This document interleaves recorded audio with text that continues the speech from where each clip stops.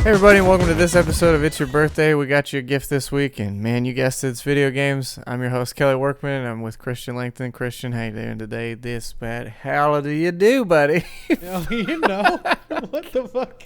I was wondering what the fuck. I was like, you speaking in tongues, boy? Woo! No, I had a bit of a struggle. The thing was, I was doing too well on the first run, and I had to screw it up, otherwise it wouldn't be true to the cast. Oh, I got you.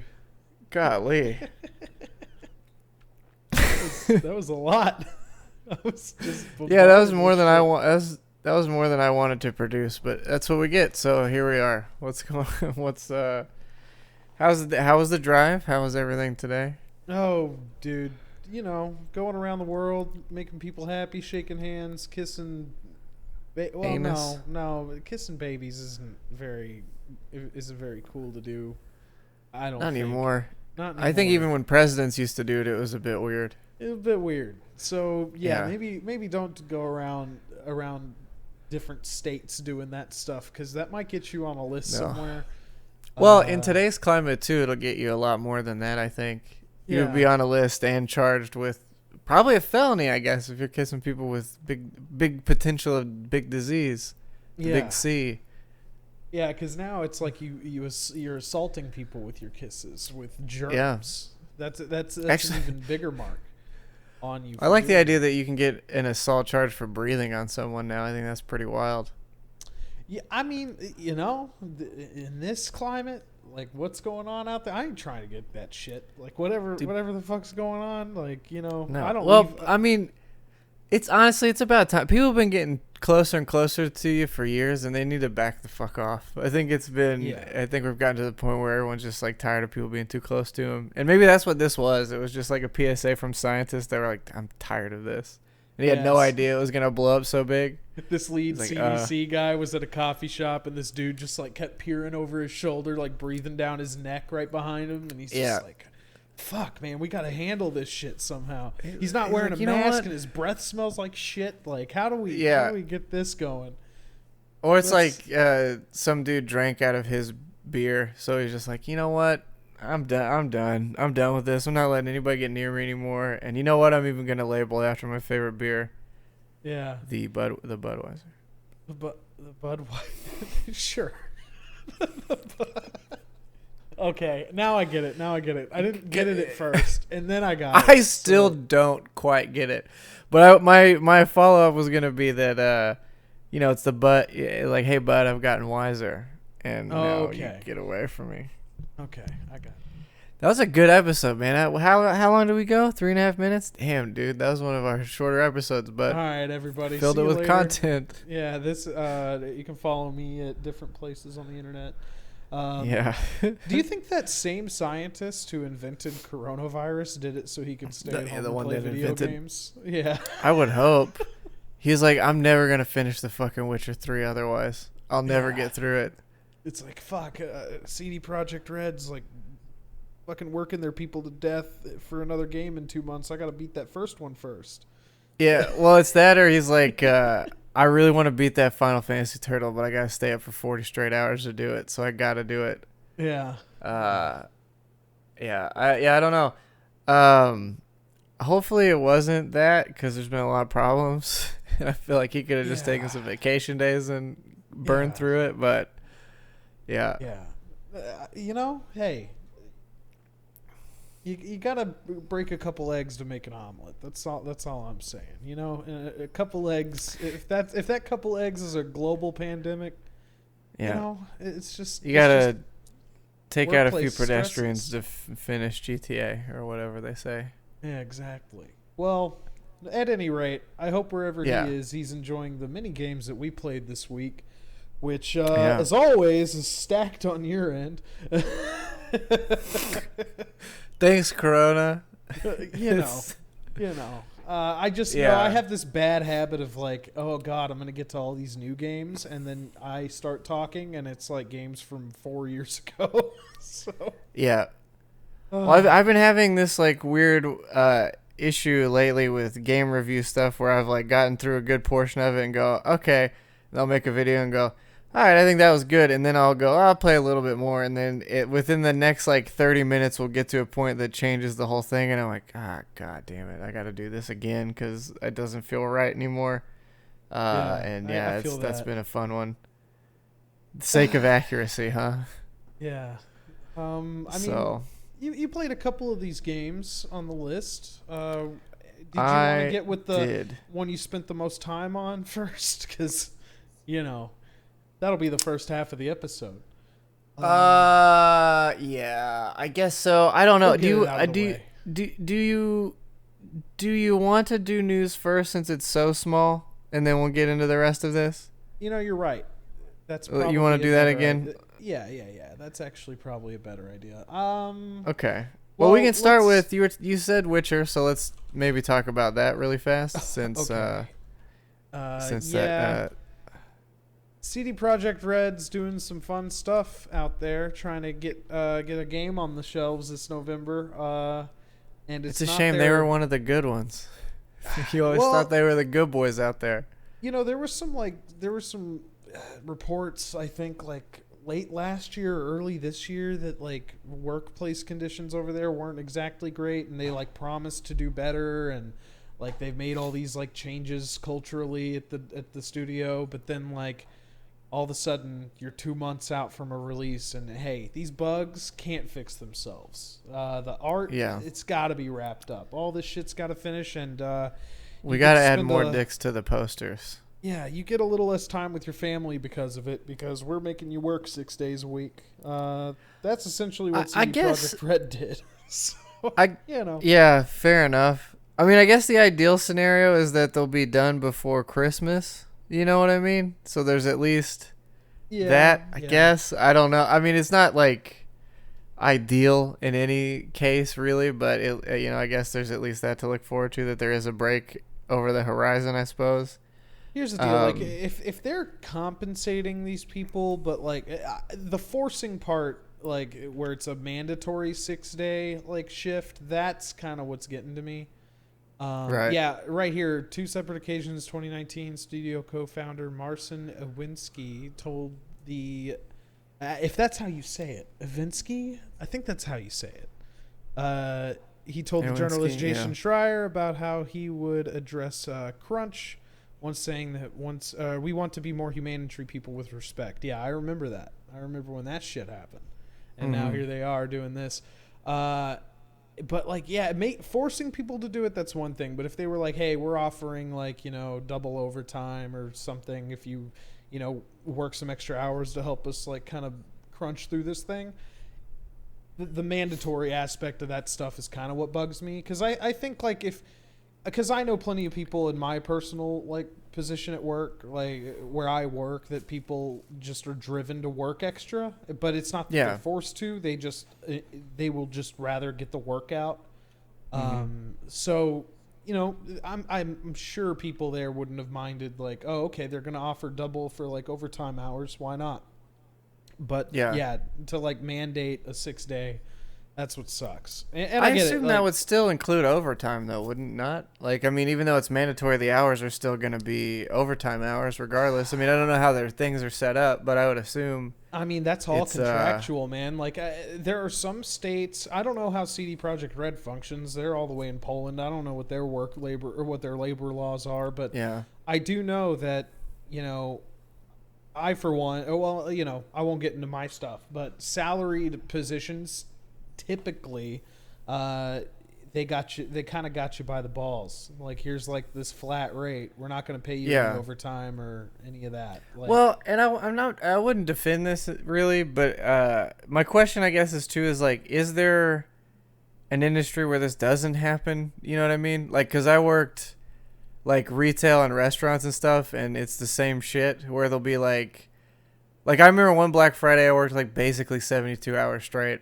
And they're like, well, we're throwing like an extra $100 on everybody. I'm like, that's not gonna cut it, dog. Or the managers were like, oh yeah, if we do well, we'll get a bonus. If not, we just work 72 hours for nothing, effectively. Personally, there's a lot of, I won't get into like a lot of stuff, a lot of shit But there have been like a lot of conversations like socially, politically about like what is a work week? Like what does a work week look like for people? And a lot of studies show that people are working like too many hours. Like even at a 40-hour work week, they're saying that the work hours need to be cut because just like... Yeah, it's insane. It's starting to get insane. Wages are stagnating, so it's just like you're working extra hard for basically nothing. Is what it comes down to. Which, like I said, my biggest problem with this is just the mandate of it. Because they could easily find people in that organization who are willing to put in the effort. But, you know.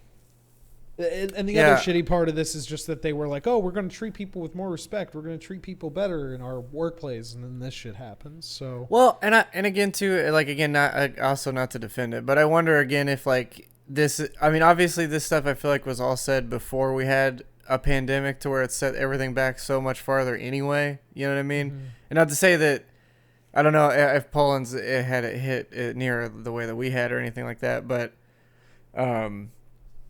you know, there's stuff that comes up that you just can't be aware of. And I feel like for them too, I'm sure, like, I understand the mandate being a frustration, but I would also have to think that a lot of them would still be like, hey, we've been working on, this has been our baby for a long time. We want people to see it too. So, you know, I don't know.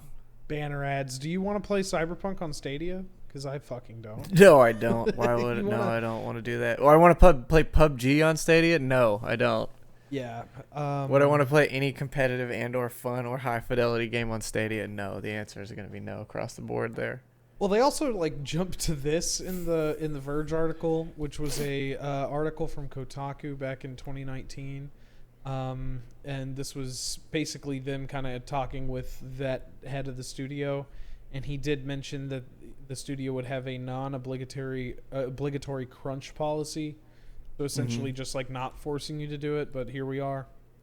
I don't know. Well, it's also, I guess the other question too, again, I don't mean to, I'm just playing devil's advocate, I guess, more than anything, but I wonder too if it's like, if it's mandatory across the board, everyone, or if it's just like certain sections, or if it's like areas that, you know, or folks that didn't, like teams that didn't get to work all together or well enough or have things figured out while they were at home working, or if there was like things in place that made it to where certain teams couldn't operate, so they need to now do more than they did, you know, when they had time off or time at home or what, you know, whatever.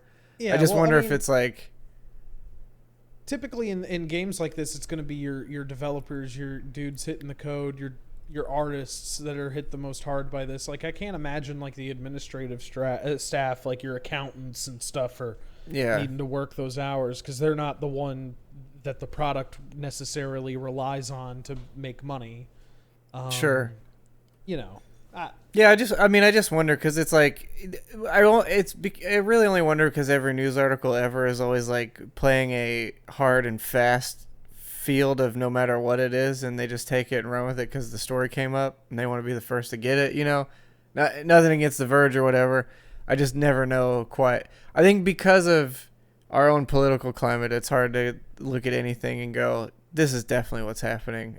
You know, I don't know. It seems.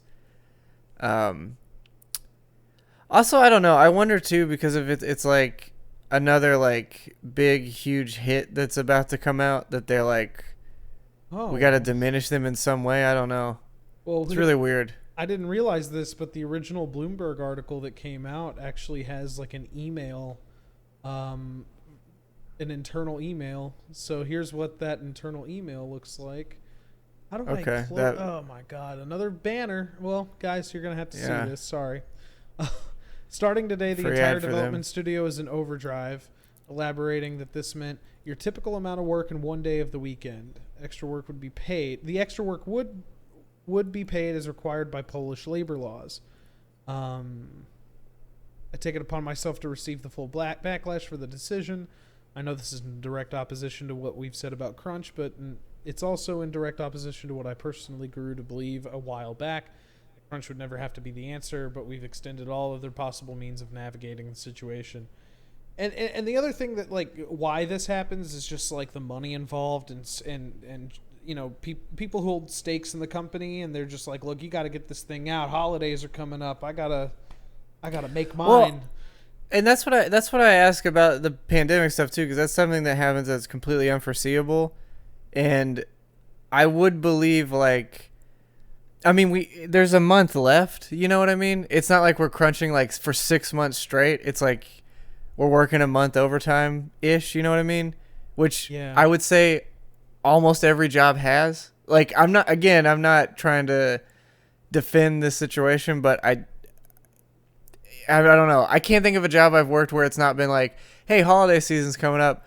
Buckle the fuck up. Everybody's working twice as much, you know. It's just, that's the problem, is that you've never had... Yeah, I know, but to single out one company for it is like, I think a little aggressive. In the gaming industry, it's especially bad because they're not only not compensated very well, but also it's like it's the highest grossing industry. It has taken off. I think it's more lucrative than sports, movies. Sure.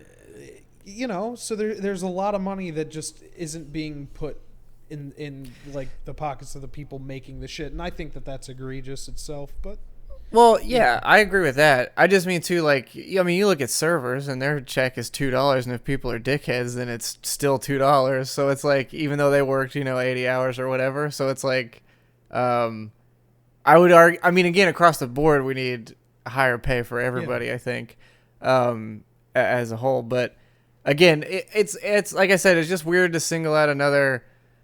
Like GTA was much worse than this. Like Rockstar was way worse continually than this, and I feel like what he's saying is believable. He's like, yeah, I mean, if you expunged every option till the last month, and it's only an extra day, not 7 days, you know what I mean? It's like.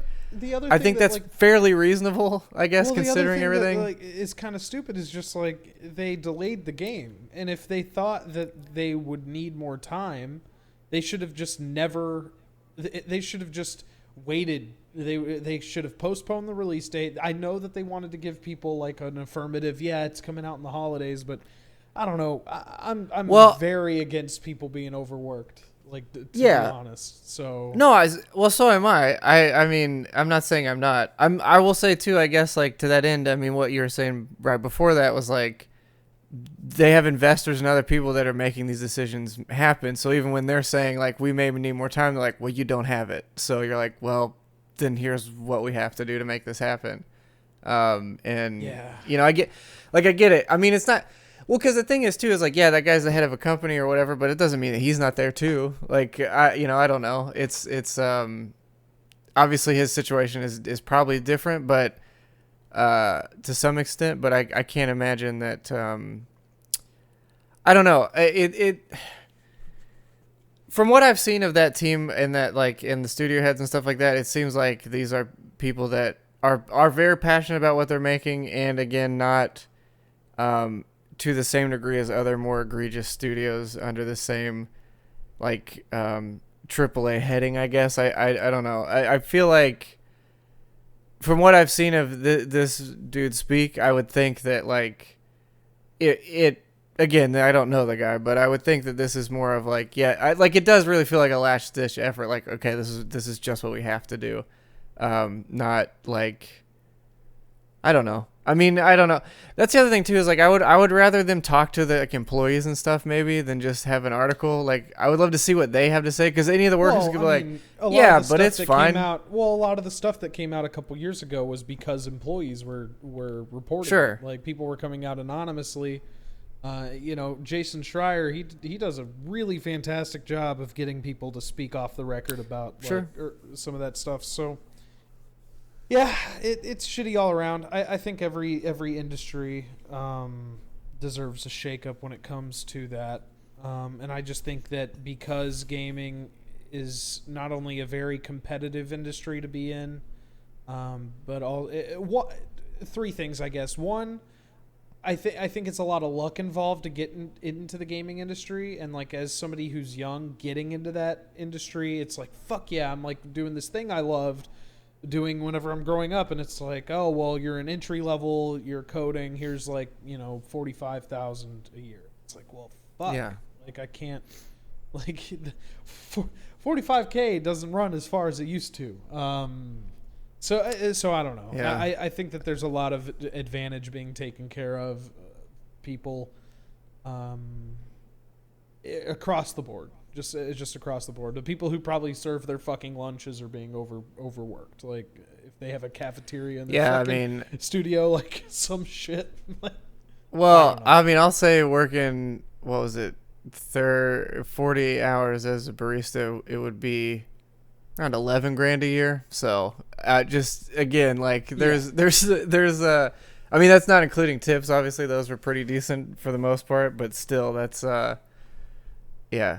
Like when you say 45, I'm like, man, what a godsend. But and I don't have to stand all day and hear people bitch into my face. That would be crazy. But yeah, again, I don't know. It's so yeah, that was that. There's going to be plenty of more stories that come across from others.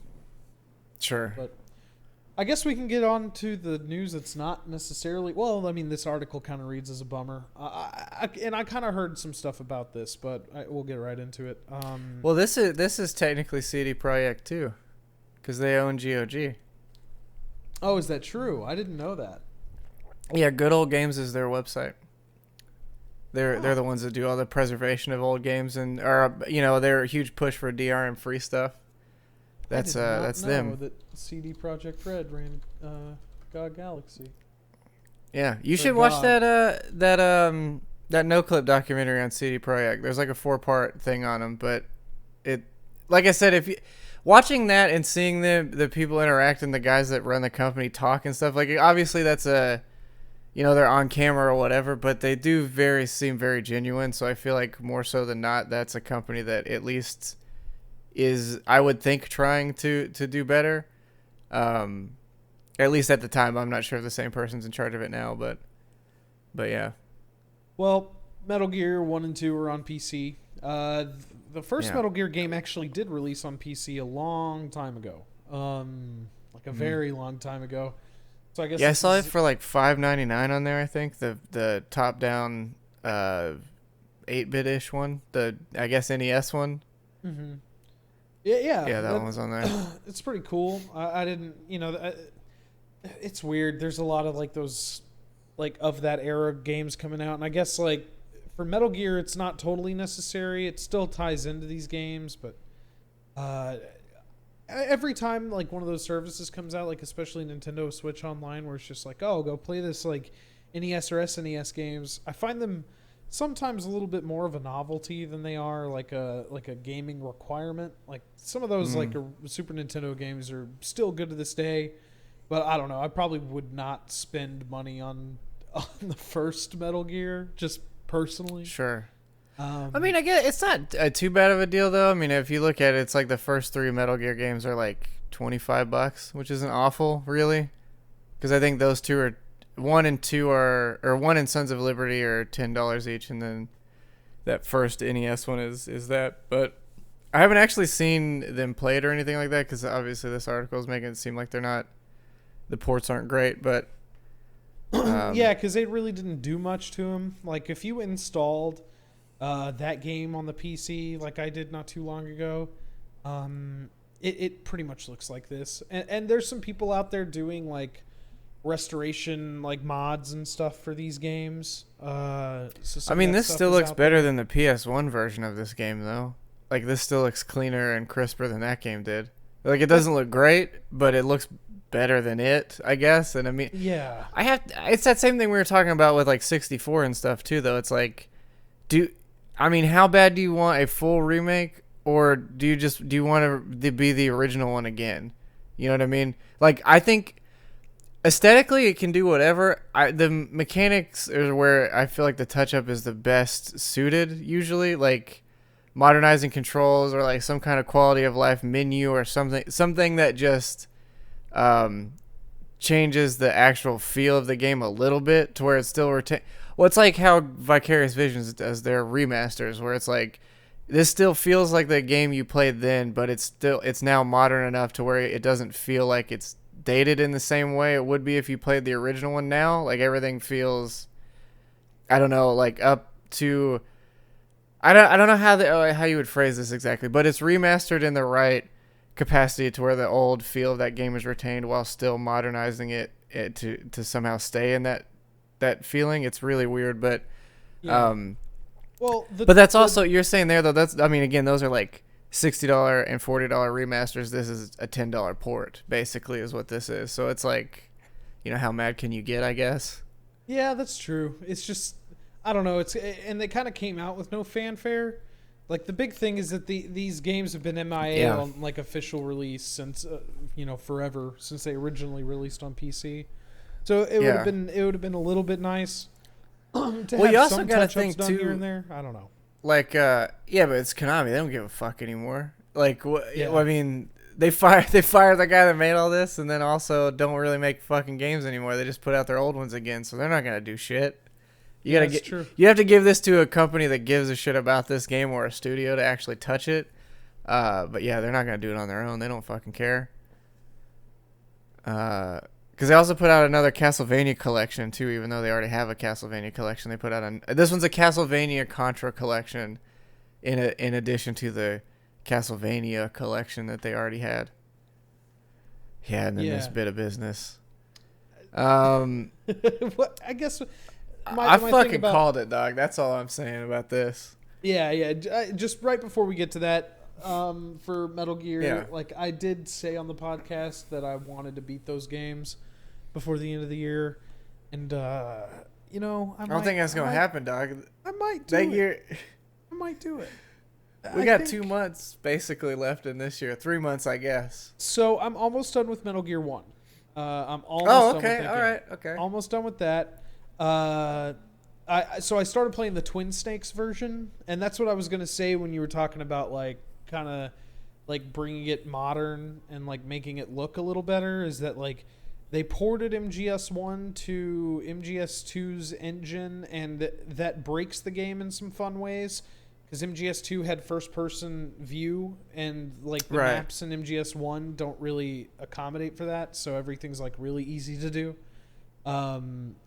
And it makes the game kind of like trivial to get through, or not. It's nothing to get through that game. Yeah. Because having watched Drew Scanlon play through the first one, I never want to play that first game. It seems like it'd be the most frustrating fucking thing I could play. It doesn't control great. I tried. Yeah, I don't. It's hard for me to do those. Same with like Resident Evil and those. I'm good. I don't want to sit there and just be pissed off for several hours because the thing doesn't seem like it's functioning. That's true, yeah. MGS2 controlled way better than the first one, so it's good they ported that in the Twin Snakes. I played. That's the one I want to play. I want to play the second one. That one seems like the one I would be pulled in the most. Also, have the PS2 booklet for that game, like not the strategy guide, but whatever the insert was into the game case. I have no idea why I own that, but I have that somewhere here. So I actually have an Electronic Gaming Monthly had this demo disc with Metal Gear 3 on it, and it had a trailer for Metal Gear Solid 4. And there was this poster card, kind of like, or like this postcard, almost like poster size thing. It was that postcard kind of material, I guess. I forget what you actually call that, like cardstock, right? Yeah. Postcard, I guess. Something. But it was Old Snake, and he was just like holding a gun, and he was smiling with a cigar in his mouth. And I never played the Metal Gear games, but I hung that on my wall as a kid. So, I like the idea of someone coming in your room, you just have an old man smoking a cigar on your wall, and you're like, who the fuck is this Joker? And I look up and I go, I don't know. That's Snake, dude. Well, I knew it was Snake, but if they asked me any more questions, I know. I'm just saying any other stranger. Your parents come in, I guess, mostly, and they're like, who's this old man smoking a cigar you got hung up on the wall? You're like, duh, that's Snake, dude. And they're like, okay. Yeah. Well, you've ever met this man in real life? That's the point where I jump out the window, because I can't answer any more questions. I don't know anything about Metal Gear. Yeah, that's fair. What game is this? And you're like, oh, Solid Gears, bye. And then like Top Gear, what the fuck are you talking about? And then they just leave. Just walk. I don't know. Our son yelled something about Top Gear and then dove out the window like he was a fucking stunt man. I don't know what happened, dude. I haven't seen him since. And you're just in you're in a cardboard box. You're in an Amazon box out front your front lawn, just peeking through it. You're like, I think this is that game. I don't know. Yeah, something like this. Oh goodness sakes. But yeah, Snake Eater I hear is like the best of those old style MGS games. That's what I hear. I tried it on the 3DS or DS or whichever one it came out on. That version did not care for it, but it ran like piss, from what I remember. Yeah. But most shooters ran like piss on the 3DS, so I don't know why anybody would try and play them there. Or the DS, whichever one it was. The only good, just side note, the only like good shooter type game I ever played on the DS, well, I guess two. Like that original Metroid Prime Echoes was pretty okay. Like I think if you went back and played it now, you would disagree with yourself. Yeah, I don't know about that. When I just remember as a kid being impressed with it, and I was able to beat it, so it was like, you know, that was a cool experience. But Kid Icarus, that's like my favorite of those types of games. Were you not a big fan? Oh, dude, I hated controlling that thing with the fucking stylus. Are you out of your mind? Well, did you play with the original 3DS? Because it was trash with the original 3DS. Yes, yeah, I did. Yeah. That game on an XL, which didn't exist at the time, is much better. Much like the stylus is what it is. All I know is I had. Well, so I had the Joy Grip that had the second stick. Because for Monster Hunter, like I ordered it from Japan so I could play Monster Hunter more effectively. And I was like, oh, this game utilizes it. And you know what it fucking did? It just mimicked whatever the other stick would do. So you could just use that stick with either hand and you could use the stylus with left or right. Wasn't that fucking cool? I was like, dude, I have two sticks, dumbass. Like, let me, please. Yeah. Because otherwise, I bet that game was awesome. Because everything I was enjoying it. And I was like, man, I'm just so fucking annoyed playing this game. I bet, too, if I would have bought a larger stylus that was made for an adult's hand, I bet that would be okay. That's the whole thing. Like I got like a third party like bigger stylus. It was almost like a permanent marker. Like that's how big it was, like a dry erase marker. That's how big it was. And then like the XL, that game was fantastic on a bigger device because you didn't feel cramped doing this shit. Like it was so bad on the original one. I could believe it because I used to. It came with a kickstand you sat the DS on to just play the damn thing. Yeah, because who the fuck wants to be like, oh, check this shit out, tight, and then just hold one hit. Nobody wants to do this. That was like, what was it? What was the thing I was thinking of? There was another. I don't know. I bought a secondary stylus so I could play. I thought you were looking up Kid Cudi. I picked up another stylus so I could play Pocket Jockey because I used to play a shitload of that game, but it needs a stylus for it also. And I ended up grabbing another one for it, but this is way past when I owned Kid Icarus. Yeah, I just want to pull this up so everybody can see like what we're talking about. It's basically dumb because look at this. Does this look like a twin stick shooter? It sure does. What would happen if you had two sticks? I'll tell you the secret. Nothing changes.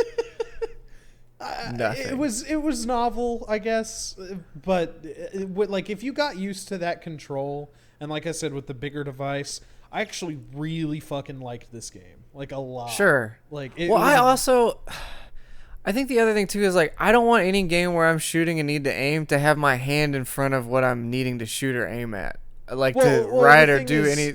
Well, the thing is, so the bottom screen is the one that you're actually aiming on. The top you don't have. Nothing's obfuscating your. Oh, that might be right. Yeah, you're right. Yeah, I forgot about that. That's fair. So, but I mean, even if you're less like precision. Weird, but yeah. Well, so here's the thing: you kind of had to trick yourself. Because you almost treat it like a trackball. Like imagine like moving the cursor around with a trackball. If you can, if you can grasp that, then that's like nothing. Like you're just this reminds me of flicking a globe to like move a like point around is the way I see it. Oh, so it's not even like because I was looking at it and thinking of it more like a Wacom without a screen. No. So like you kind of flick and like you can drag it a little bit for precision aiming, but to like move it and there's sensitivity settings. Dude, why didn't they just give you gyro controls? That's true. That was one thing a lot of people kind of like talked about when the game came out, is just like that could have been an option instead of this awkward. But like the thing about Sakurai, like he, aside from Smash, like pretty much everything else he's made you're playing those games kind of by his rules in a way. Sure. And like I said, I really wanted to like this game because what I played of it, I enjoyed. But yeah, like I said, it was just so frustrating to actually enjoy that I couldn't do it. I have a very deep fondness for this game. Like a very. Is there like an emulator of this game that you could play with like a mouse? Well, let's. It might be awesome. Let's say you had a backup of your game that you pulled from your cartridge on your PC, which I have done. Yeah, I'm sure there's like several options out there for you to do that. So, God, I would like to try that because this game, yeah, it always seemed really cool, but I definitely didn't. Wasn't there some like weird card system too? No. Or so the unlock system in this game, that sounded very rude. I'm sorry. No, you fuck. No, you stupid ass. I could have sworn they sold packs of cards, but you can suck my ass, friend. No, so. I won't pull up a video or get too deep, but the progression in that game. I actually don't care anymore. Okay, how about that? All right. No. Go ahead. There was this kind of gachapon system where like you would get like eggs and you would have like different. And Sakurai made you sit on them. You'd print out an egg and sit on it for 3 days, and then you'd scan that back in, and then it would show the warmth meter, and you'd hatch it after that. Yeah, it hatched a little amiibo that you scanned. So you had like these eggs and you dropped them in this dish on the bottom screen and you like flicked the dish and it opened all the eggs. Oh, that's yeah. I remember. You would this. get like weapons and like certain unlocks, like I think some extras like sounds and weird stuff like that. But the cool part of the game was like all the different weapons and like the fusion systems. So you would get like different rarity, like 1 to 4 star, 5 star, even higher weapons, and you could fuse those into different combinations of other weapons. So if you had like these claws and a bow, you could combine those two to like make something completely different. And it was cool because on the bottom screen it had like a table, and you could see exactly what you were going to get. It wasn't like you fuse something and you get like I hate when games like make you combine things just to guess what it's going to do. Like that's one thing that drives me a little crazy about Divinity 2, for example. Is just like that game wants you to just experiment and like combine a bunch of shit, but I don't have the fucking time or patience to sit there and do that. I will say, at least in Divinity though, you don't lose those items when you combine them. They don't go away. Yeah. Which is helpful, and also, I mean, most of the stuff, if you just find the book, it'll tell you at some point. But yeah, I get what you mean. But that's not always my favorite system either. But let's talk about this other Sakurai game. Well, go ahead. They should. I know you're horny for Kid Icarus. Okay, They should remaster that game for Switch. They should just do it, or make a sequel to the game. And dude. Okay, I mean, that's what I was saying. Having just played a lot of Mario Galaxy, yeah, if they put this on the Switch and I could just use the other Joy-Con to do that, fine. I'll take it. Because the Star Bits thing has been fine enough. I would much prefer that.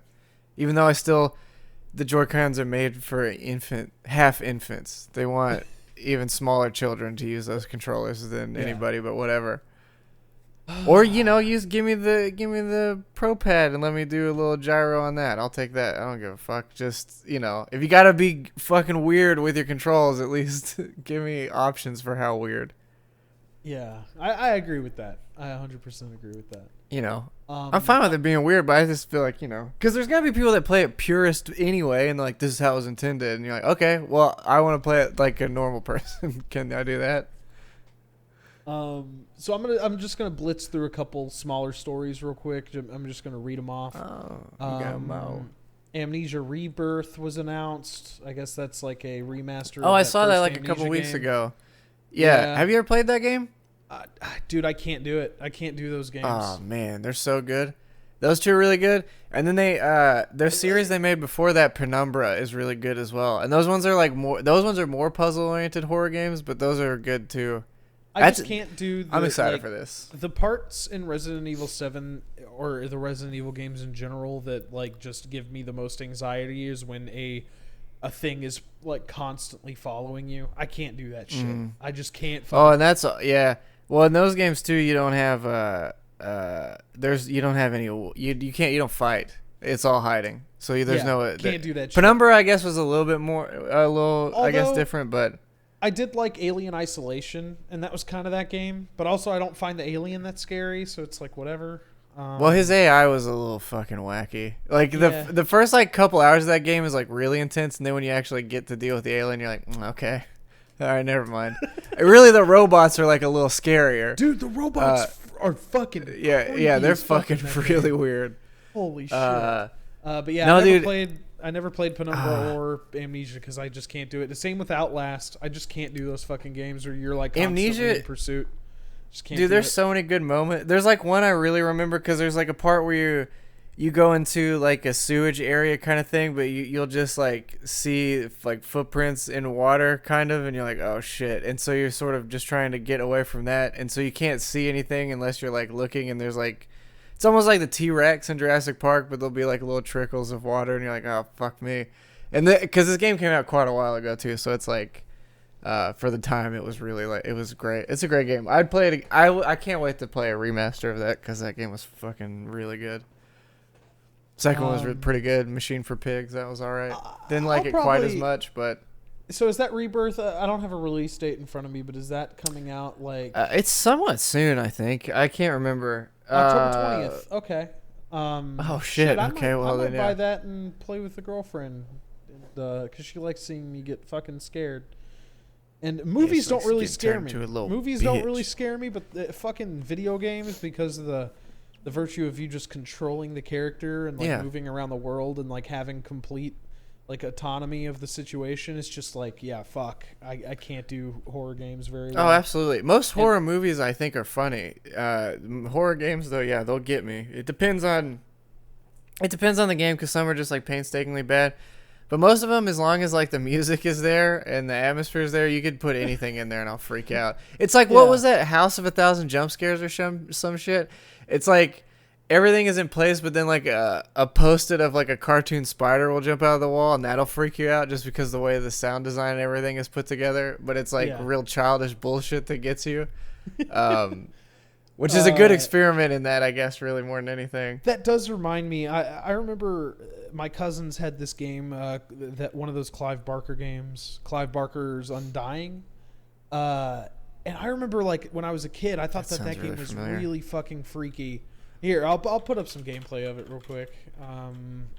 You talk about Clive Barking's. There's Undying or there's Jericho. It was Undying, and I'll play the exact part that kind of freaked me out if I can find it. I think the first horror game I ever played was Seventh Guest. My uncle had it on one of his computers.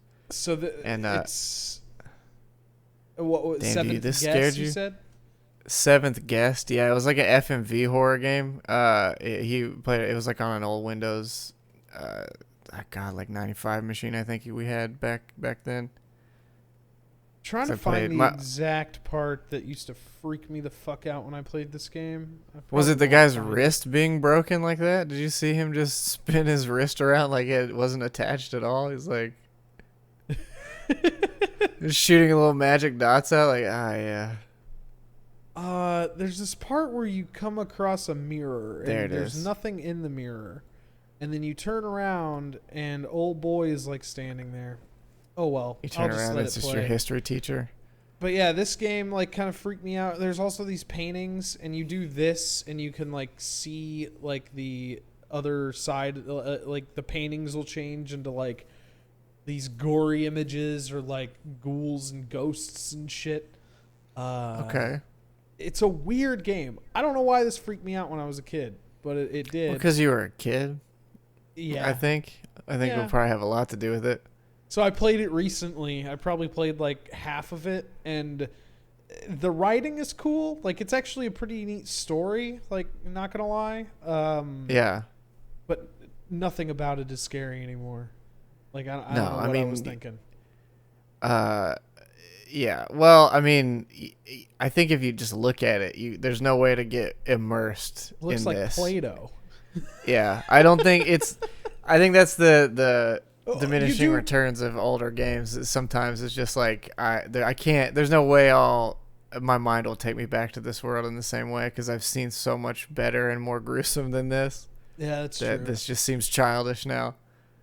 I mean, you do go through these like visceral hellscape plane things, which are pretty cool. Yeah, but I mean, look scary.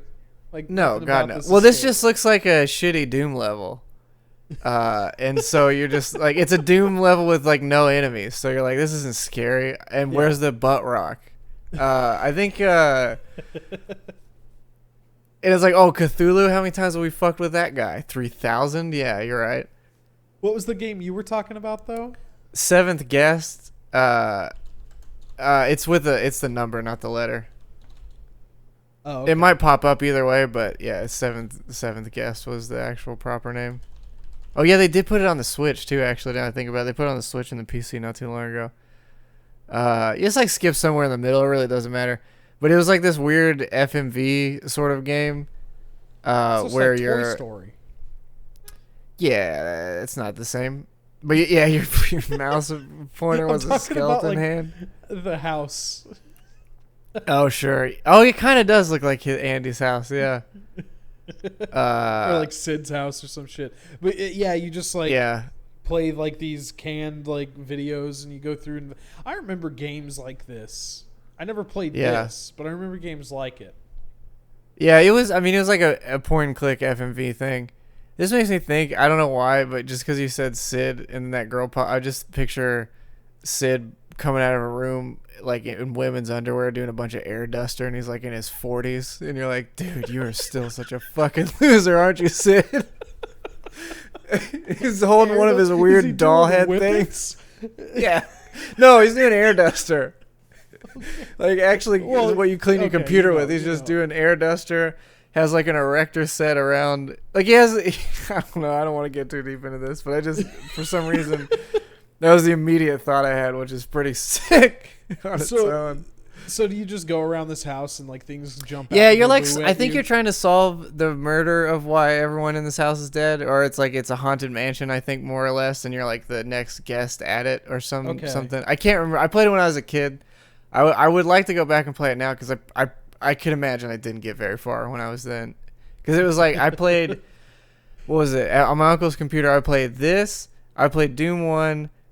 This fighting game called One Must Fall, which was like a robot fighting game that no one's ever heard of or played. Actually, I've heard Jeff Gerstmann talk about it. I take that back. He's mentioned that game before, but that's the only other person I've ever heard say anything about it. And then, what was another one? There was one other one that we would play.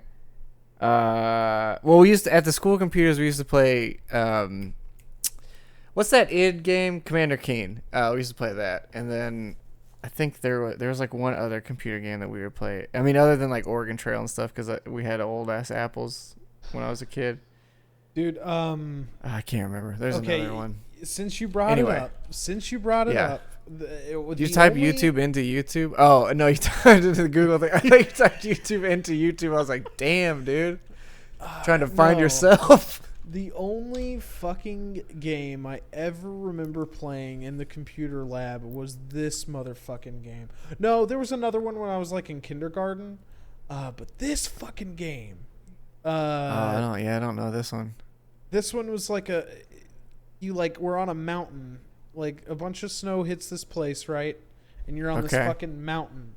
And you're climbing the mountain, you're getting these treasures. But to do the treasures, you have to do a bunch of fucking, like, fractions and problems and shit. Yeah.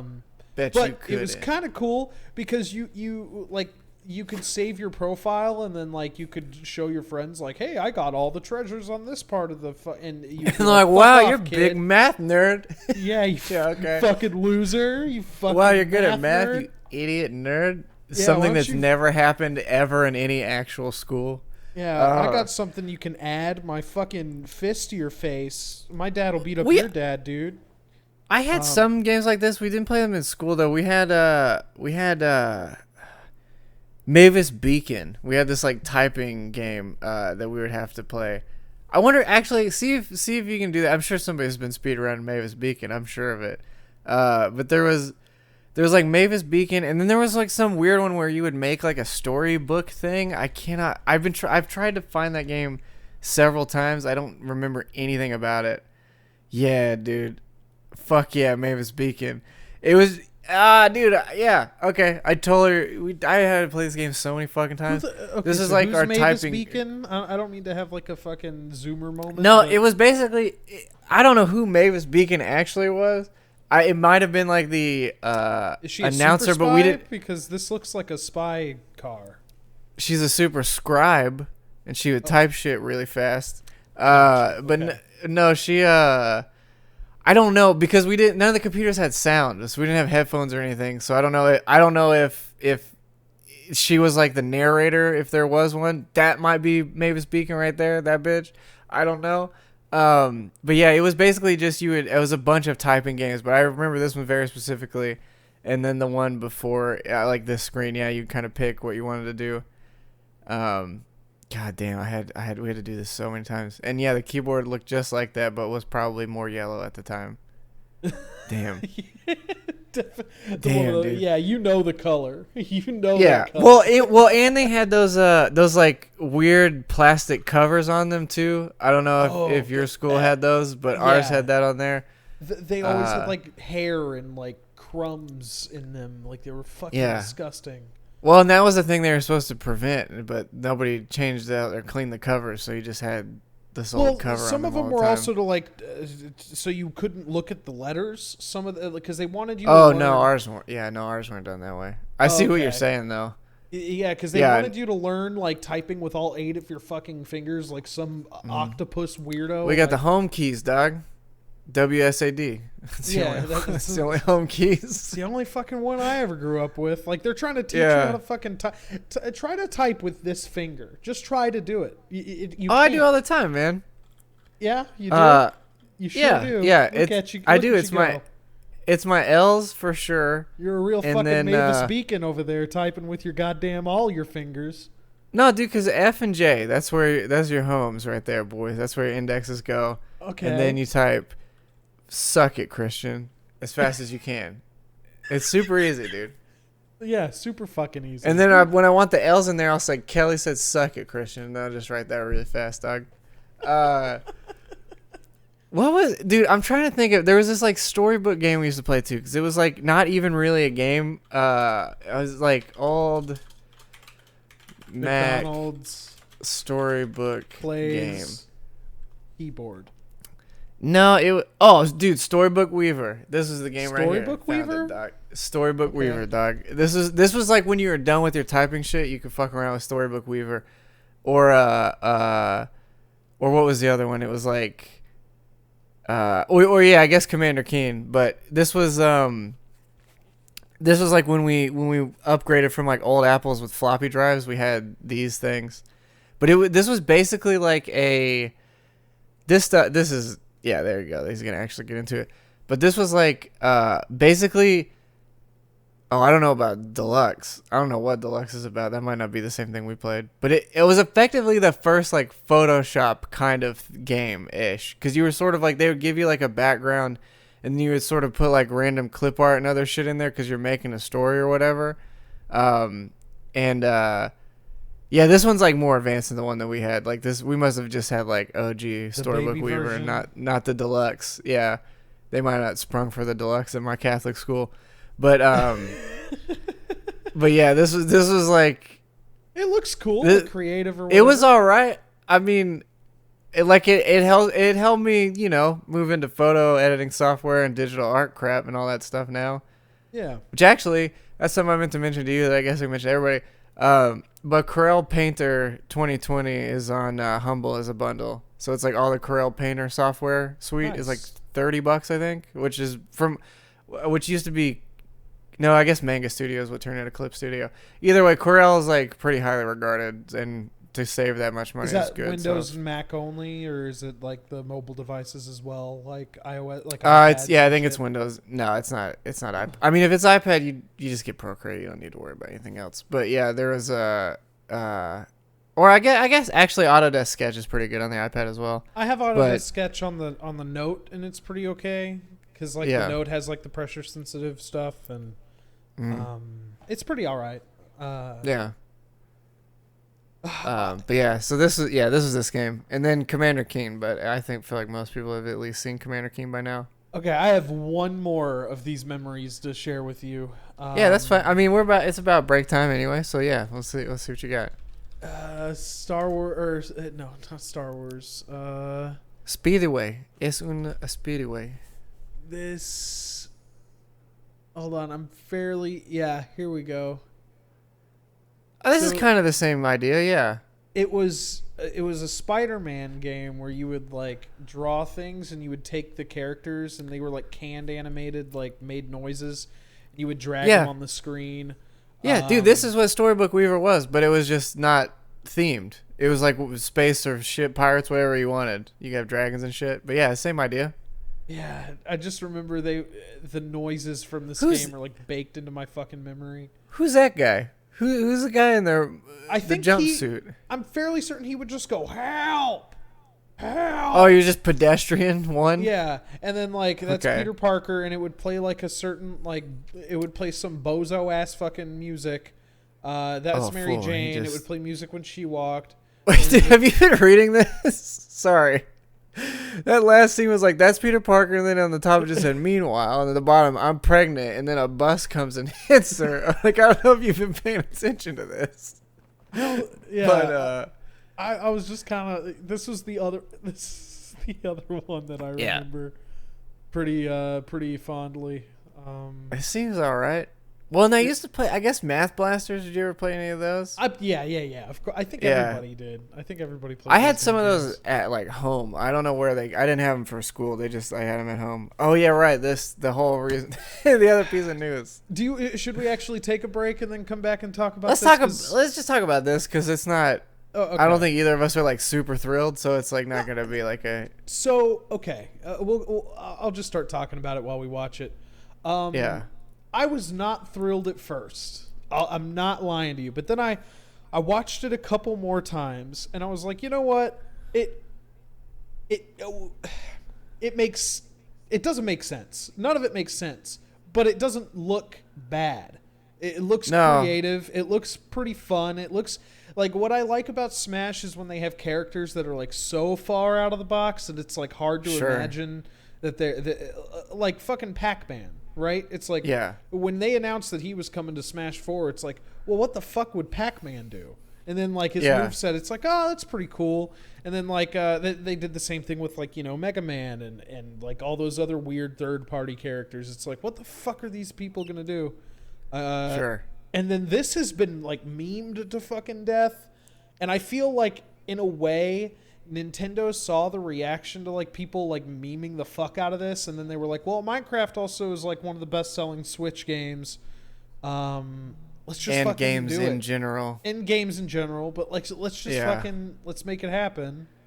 Because that's exactly what happened. Because at the my favorite thing about this whole thing is at the end when Sakurai's, we'll get to it, but like when when he just starts talking about it, and he's just like, well, Nintendo was like, fuck you, Sakurai. I bet you can't do this bullshit. And you're like, can we do a different character? And they're like, nope, dumbass, you're doing this one or else you quit. And he's like, I don't want to quit. Though. He's like, no. You quit if you can't make us a Minecraft, you dumbass. You make all your fun idiot punch games and you can't make a Minecraft? Come on, it's simple. And he's like, fuck me, all right. I guess I'll do Minecraft. I'm already fucking killing myself making this goddamn game. I already told you I was gonna quit, and then you guys were like, "How about 5 more DLC characters?" And you're like, "I already put 80 fucking characters in the game. Are you serious?"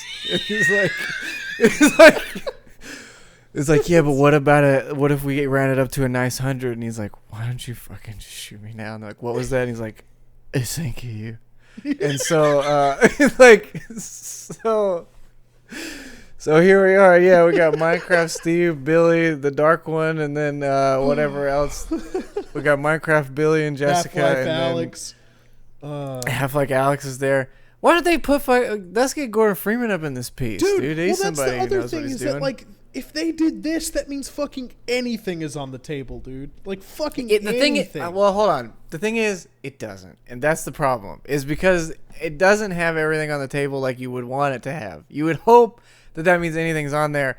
But the weirdest play about this one is like, this is like our second character, right? First one was an actual Nintendo IP. This one we've got Minecraft. So they're doing this thing again where we're going to get, because they said 5 more characters in this one too, right? Yeah, they did. Okay, so here's... Okay, go ahead. Yeah. But what it means is what they're gonna do is they're setting us up to give us another fucking Fire Emblem characters. What they're gonna do? They're gonna be like, check out all these outlandish, crazy shit we got here, and then you know what? Check it out. It's the spear from Fire Emblem, and you're like, what are you talking about, dude? Check it out. It's the battle mechanics. You're like, dude, fuck you. It's like we made the weapon wheel a character. You're like, all right, man. Okay. And Sakurai's just sitting there like, I love Fire Emblem. Thank you. Not me, but fucking... Because, dude, Sakurai's always talking about how much he loves Fire Emblem.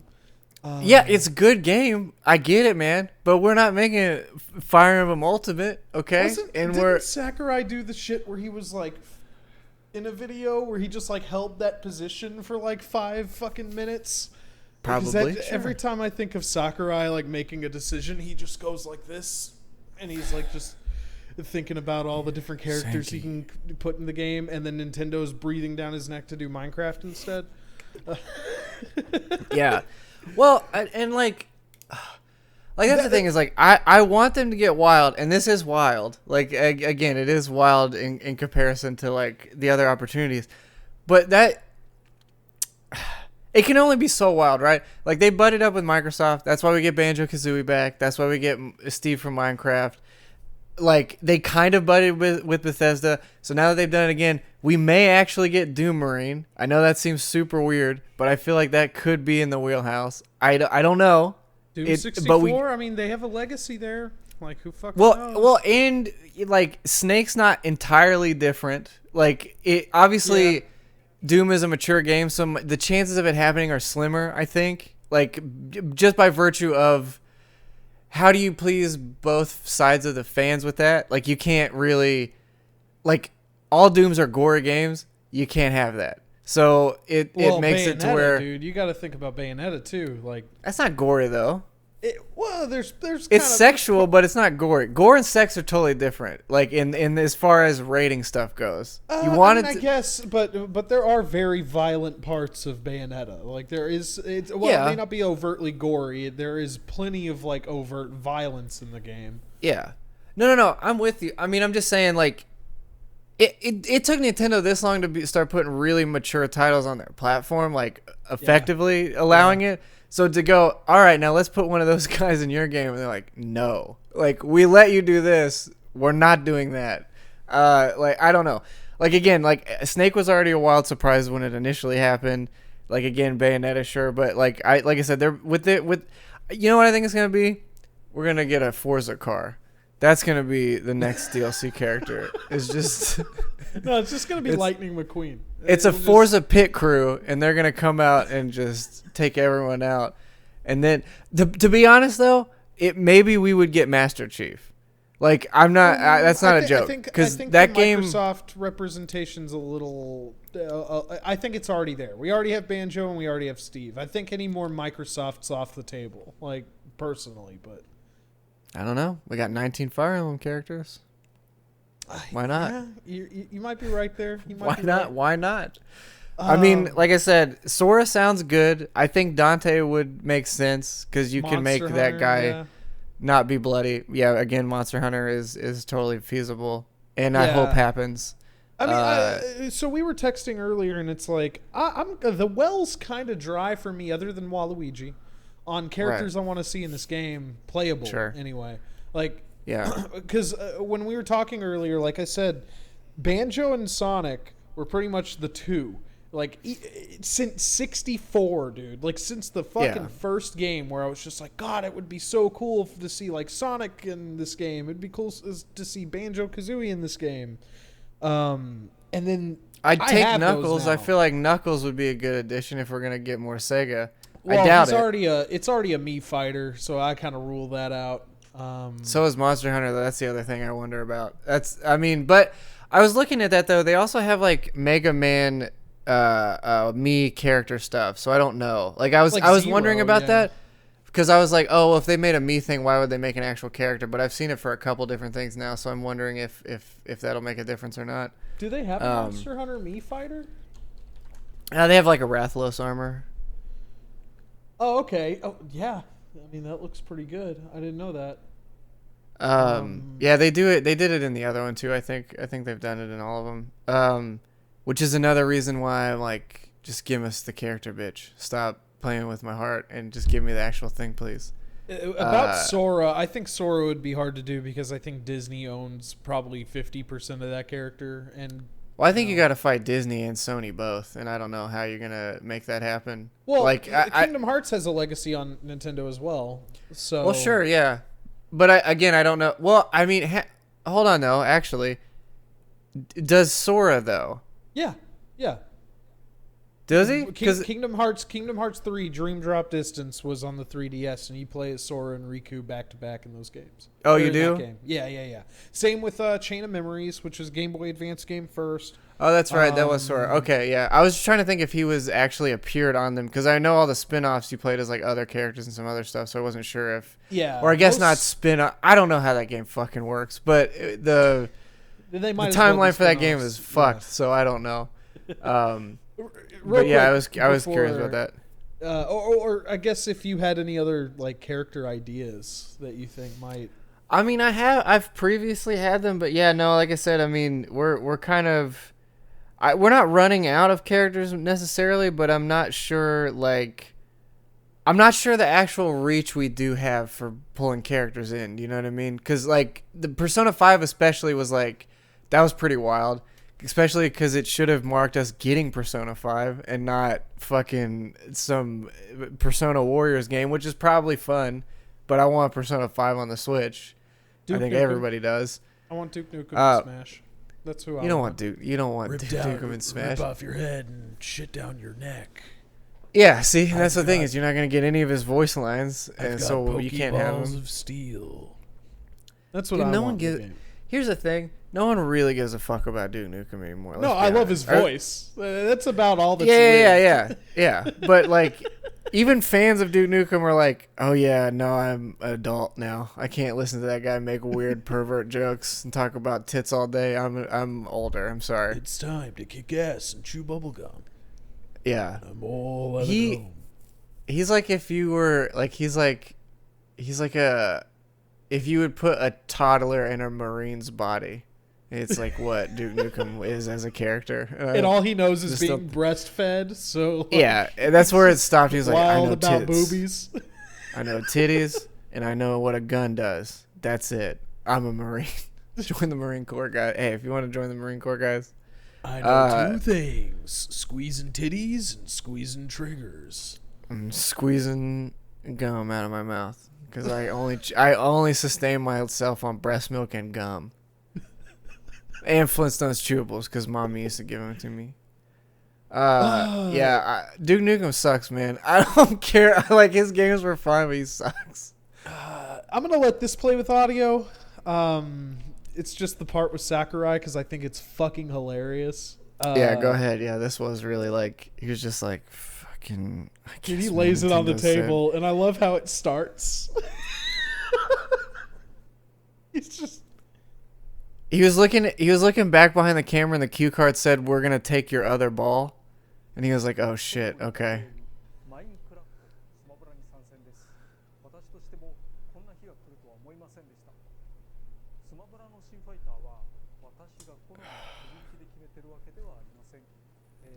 We don't pick the characters I want. Nope, but Sakurai doesn't get what Daddy wants. Nintendo gets what Daddy wants.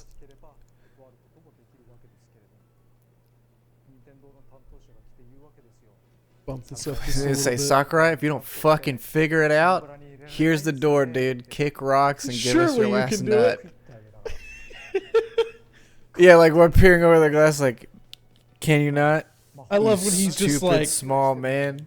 I just love when he's like, you think it's fucking easy, you simp? You think it's fucking easy to do what I do? He's like, you know what? I think it'd be a lot harder if I think my day would get a lot easier if I didn't have to write your name on a couple checks, didn't I? And he's like, fuck. Yeah, you're right. Damn it. All right, well, here we go again, huh? Yeah. I just love it because he's essentially complaining here about like they don't know what it takes to make a character, and so like, well, I mean, I guess the graphics in Minecraft are shitty enough, so we don't have to spend a lot of time there. Also, the sounds in Minecraft kind of suck. There's not really any detail there. But like, he's like, but I guess we do have to sort of make Minecraft in every stage that we already made, so that sounds fun for us. Okay, great. Yeah, let's add a building mechanic to an instant builder to every thing in here. Great. Dude, you know what I think we might have happen, which would be really upsetting? What if we got a Fortnite guy? Dude, I am not going to put it past them because I think there's been like at least 2 Fortnite Switch bundles. Like, yeah, there has. I think for Chapter 2 there was a Fortnite bundle, and when Fortnite launched on Switch, there was a Fortnite Switch bundle. Yeah, well, again, they've had those for every console to some extent, though. There's been like a Fortnite. It's like buy a controller, get a Fortnite thing with it, or some other stupid shit. Do you know how fucking hard they would get like memed on if they did a Fortnite character? Like, do you know how fucking hard? Would they? 100%. 100%. Would they? I don't think that there's much crossover with the core fan base of Smash. I know Smash is like a booming, like casual franchise, more than just like the small pool of people fucking play the game. But that small pool of people are the most vocal. Like, if that were the case, like when Byleth was revealed, and let's say everybody who owns a copy of Smash like reacted to that, it probably would have come across like positive, but because that small amount of people are so fucking vocal, all anybody reported on was how fucking disappointing Byleth was. So yeah, what? And again, I mean, that's the thing we were talking about earlier too. Is like, I really like Fire Emblem as a series. Like, I'm a huge fan of Tactics game in general, and I didn't want to see it. Like, that was the other thing, is like, we have so many characters to pull from. Do we really need another one? Do we really need another one of these guys that has a sword? That was the thing. Like, when they introduced, like when they were bringing Chrom in, when they brought, not Lucina, because I think she was in Smash 4, but one of the other characters.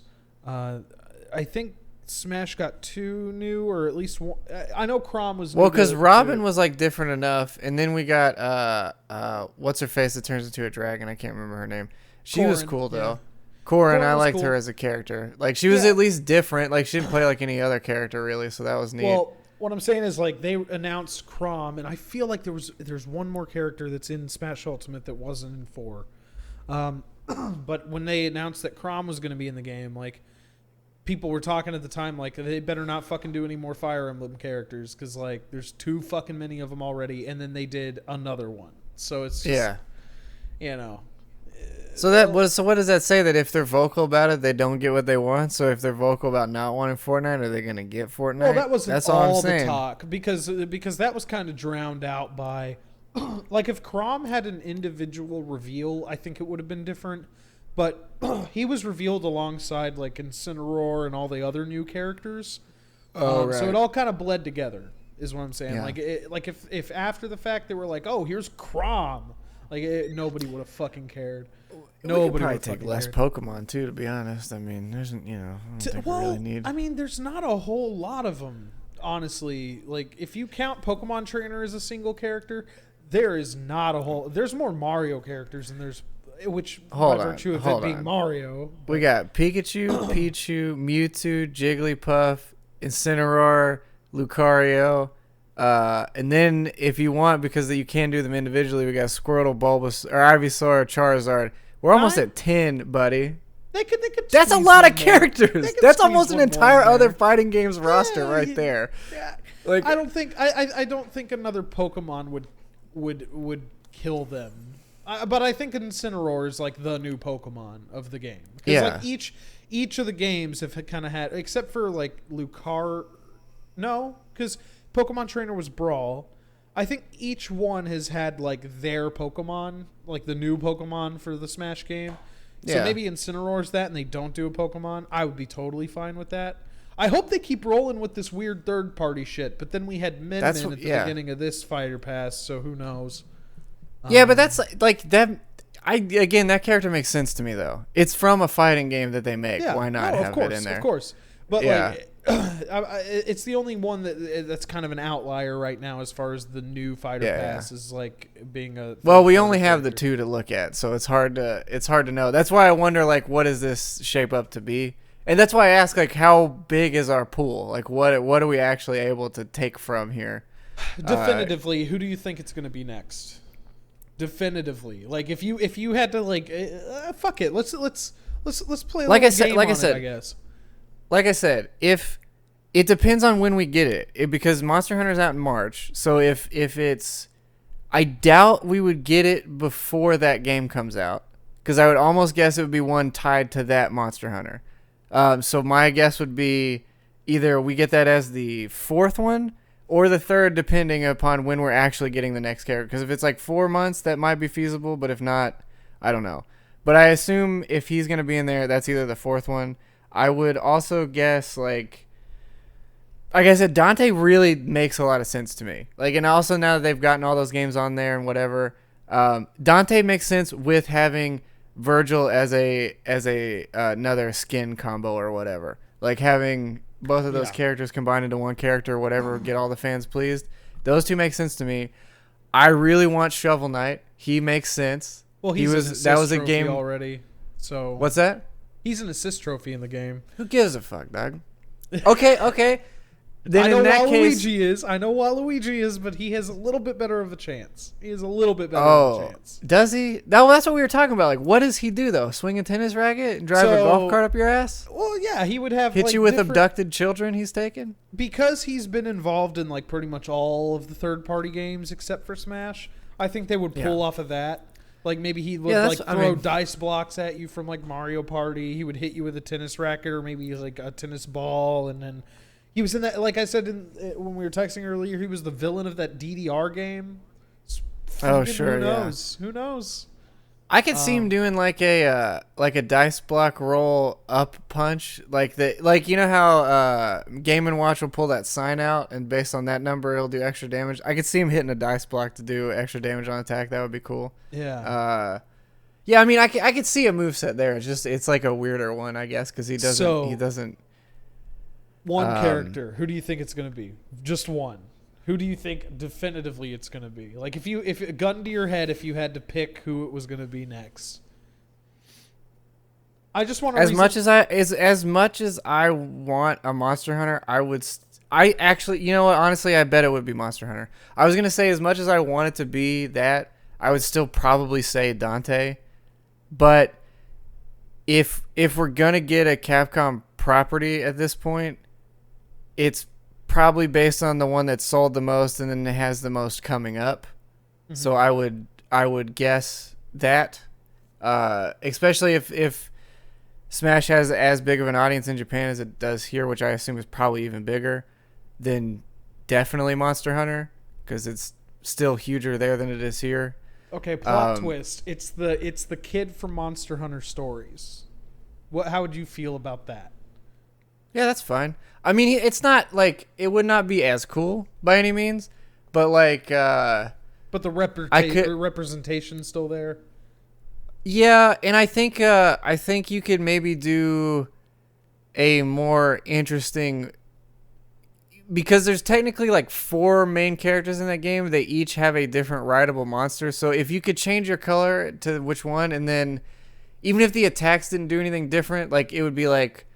One throws out poison, one does fire, one does whatever. Even if it's not like damage-wise any different, just aesthetically different, that could be cool.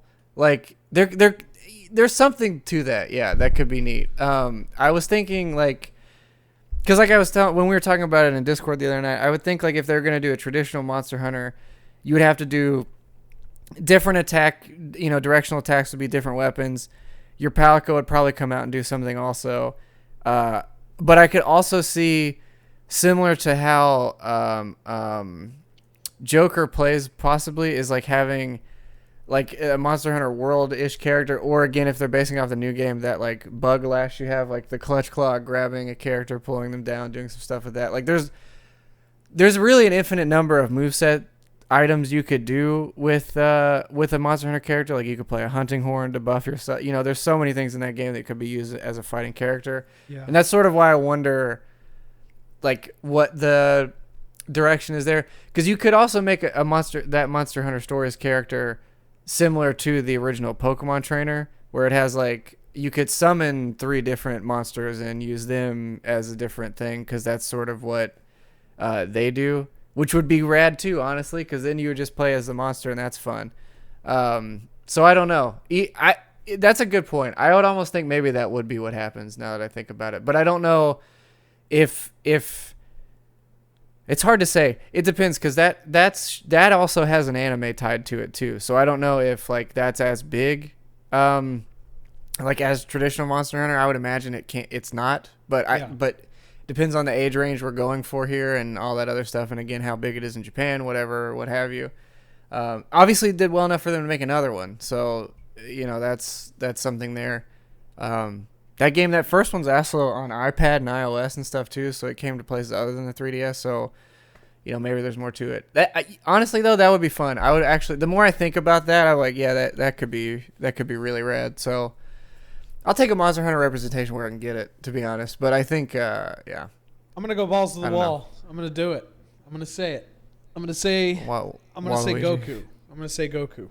I'm gonna say it. I feel like nothing's off the table right now. I feel that's just how I'm feeling after coming off of Minecraft Steve and seeing how dude, there's so many people that want Goku in Smash. It's like not a joke. And I don't personally care, but the question is who what is that, Bandai Namco that owns the rights to those games? Yeah, and they helped develop Smash Brothers, so you know, put 2 and 2 together, man. Yeah, I wonder. I don't know. I mean, it seems the weirder thing about that is he has his own video games, but he's traditionally a anime character. Do you know what I mean? Like, there's not other but stuff I mean, like. Well, what I mean is all these characters are from video games. Not that he's not that, but he originally isn't one. You know what I'm saying? And all these other ones have been. Not to say they can't do it, but all the other ones are 100% games first characters. And again, I don't even know if that matters, but it seems like that makes a difference. Yeah. Because then at that point you're like, why don't we get One Piece characters? Because they've got a video game. Why don't you get okay. Well, the way I see it is just like Fighter Z is like really hot on the Switch, and it's like a pretty fucking good game. And I think that has like brought Dragon Ball Z into more of a like gaming. I think that game. Well, they finally got a good one, I guess, is really what it is. So, and like that Kakarot game, I hear if you're a fan, it's decent. But like Fighter Z, if you want to play through that original story for the 12th time in a Dragon Ball Z game, you have that option. That's what I like about Fighter Z is that it's for the most part like a completely original story in a way. Yeah. Well, the Dragon Ball Z games are like, hey, do you remember in Spider-Man when your uncle died and your aunt was by herself? Remember that story? Didn't you want to play that 18 times? Like you'd never heard it? Every time it's like it's new to you. It's like a brand new story you've never heard before, except you know exactly what's going to happen every single time. Yeah.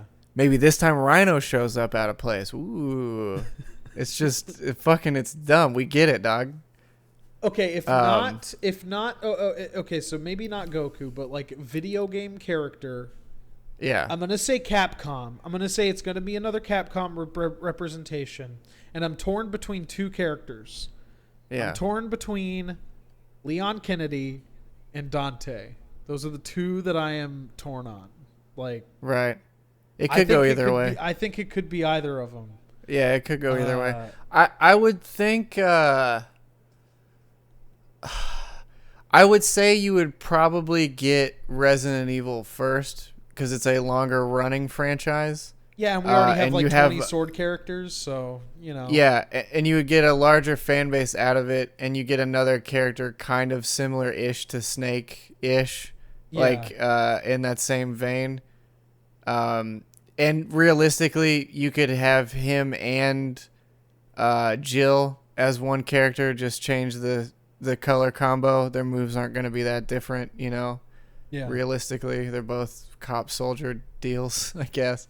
So yeah, I mean, I mean, that one makes more sense to me than the other one. As much as I think I'd like Devil May Cry more. Yeah. That makes more. Just again, the fan base is much larger. There's a new one of those games on the way.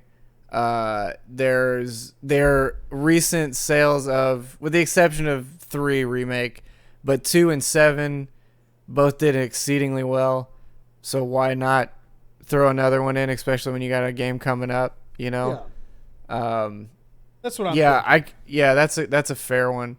And even though those games are gore, it's that same thing where like the Doom Marine kind of makes sense, but the gore in those games are so drastically different that like I don't know, for some reason it feels like Doom Marine is just zombies. It's just fucking zombies. Well, and that's the thing too, is like it's not it's more normalized gore than demons or something like the Hell Demons or whatever. Yeah, so that's why I wonder. Yeah. Comparatively to Doom, the violence in the Resident Evil franchise is not.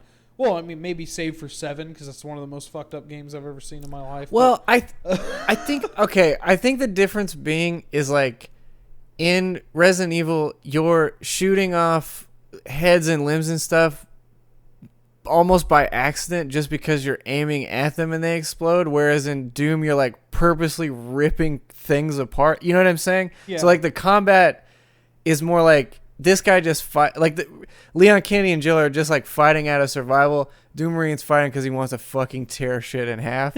And so it's like it makes more sense for an audience that it's like, oh, this guy just fights, rather than this guy's being this is being gore cuckolded because it's in a kid's game now. So yeah, Smash. Yeah. Okay. Leisure Shoot Larry and Smash would be pretty wild. You just fill the stage with jizz and it'd be like Splatoon. You play like the Splatoon characters, just with jizz instead of paint. I mean, nothing's off the table in my opinion. Nothing's off the table. It's a world of possibilities. Everybody's here. All the fighters are here. Maybe they'll bring that Mavis lady from that typing game. Mavis Beacon?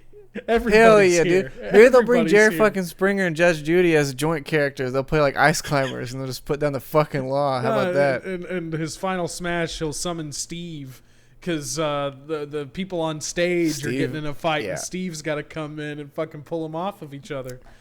Well, and then a bonus character is like the baby's daddy, and he runs out and just tackles the character. He does the hold maneuver so Judge Judy can slam a mallet.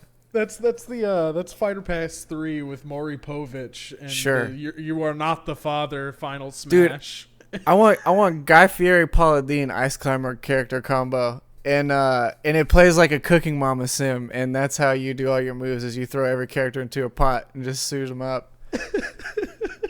And then let's see, who else do we want? I want the Property Brothers in there, dog. Okay. I want every 90 Day Fiance character as one character, and you can just pick whichever one you want.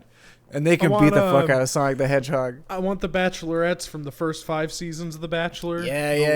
The later seasons they kind of fell off. Yeah. I want to play as the Taxi in Crazy Taxi. Here. Actually, what I would really, you know what I would want? I would want it would be good to see another Jet Set Sega Radio character is what I want. Dude, yeah. That's another what Sega representative would be fun. Like maybe like Kiryu from like Yakuza or something. That'd be cool. Yeah, or even if you got like Jet Set Radio characters. That's what I want. Okay, yeah, never mind. Fuck all the other Sega legacies. Echo the Dolphin. What do you want, a Super Monkey Ball, dude? He's just gonna roll around and bounce on you, dude. Who gives a fuck? Super Monkey Ball would be fucking cool. Super Monkey Ball would be fucking rad. Dude, that's just a bouncy ball with an animal trapped inside. No, that's not a good fighting character. The ball opens and you glide in some of those games, okay? And then you get hit with a pool stick occasionally. Come on. Oh, okay. That's, you know what?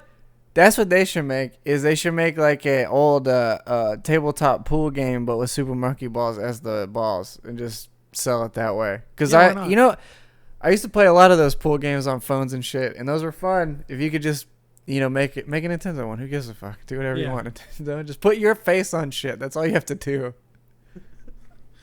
All right, well, I think we're going to take a little break here. We're going to come back and talk fucking games. Yeah, let's, that sounds good. All right. Bye, y'all. We'll see you in a minute. Welcome back, everybody. This is the part of the show where we talk about fucking games. Fucking video games that we played this games. We talk about fucking games. All those games on Steam right now, they're all you keep seeing they have horny in them. That's one ones we're talking about. Because all the games on Steam are horny now. Even the new Star Wars Squadron game is horny. You didn't think it would be, but it's horny. I mean, who knows? Have you seen that? Speaking of that quickly, have you seen that horny Stardew Valley game? It's like oh no. It's like I can't remember the name of it, but it's like Stardew Valley basically, but you're like you're also getting like it's all like furry critters that live around there, but you can marry them and get horny with them, and then you can like raise cow women and then milk them and sell them milk and then also do sex. Sounds about par for the course. Yeah, it's horny. It's horny Stardew. I can't remember the name of it, but it was. And then you can fight too, I guess. The problem with that game is it actually looks like a good game aside from all the horny. So. From what I understand with the games on Steam, though, is that like they don't explicitly allow like nudity. You have to like go download like a separate patch for the game that the developers provide. Sure. And that's how they like skirt some of that shit, I think. Some of the stuff, yeah, but some of it's pretty horny already. Like, let me look. I bet right now, if I look at popular upcoming, there's gonna be about 4 of them. Hold on, let me see. Let me see what we got. Oh, here we go. Spelunky 2, that's horny. And we got, which I played a little bit of, I don't know if I really have much to talk about it. We have Puzzle Girls Volleyball, and then the thumbnail for that game just says College Days and has a horny girl on it. Yeah. Democracy 4, that's horny. Mm-hmm. Actually, it's not so bad today. Because there'd been a lot of them recently. I guess if I look at new releases, here we go. Mysteria Occult Shadows, that's a horny game. It doesn't look like it at first, but then it's usually what it is it doesn't look like it, and then you get about 4 screenshots in, it starts getting real horny. And because this one was like, it just looks like a Japanese third-person combat game, and you go, well, that ogre's dick is, and then and then it's inside. Okay, and then they're all just having sex now. Okay, great. And because you go, that looks pretty good. It's only $5. That doesn't look bad. I wonder how. It's horny. Okay. Yeah, Purple Live, that's a horny romance game. We got that one there. So Blush, that's probably horny. Do you think the algorithm gets fucked up when like all of the night owl like weeaboos and like the Japanese people are awake? Like, do you think that like that's when like all of the library traffic or like all the store traffic gets hit is like really late at night? I don't know. Because I have noticed is that like sometimes the recommended or like the like new releases or top sellers are a bunch of like waifu games, but other days that it's like normal ass games. I don't know what impacts that.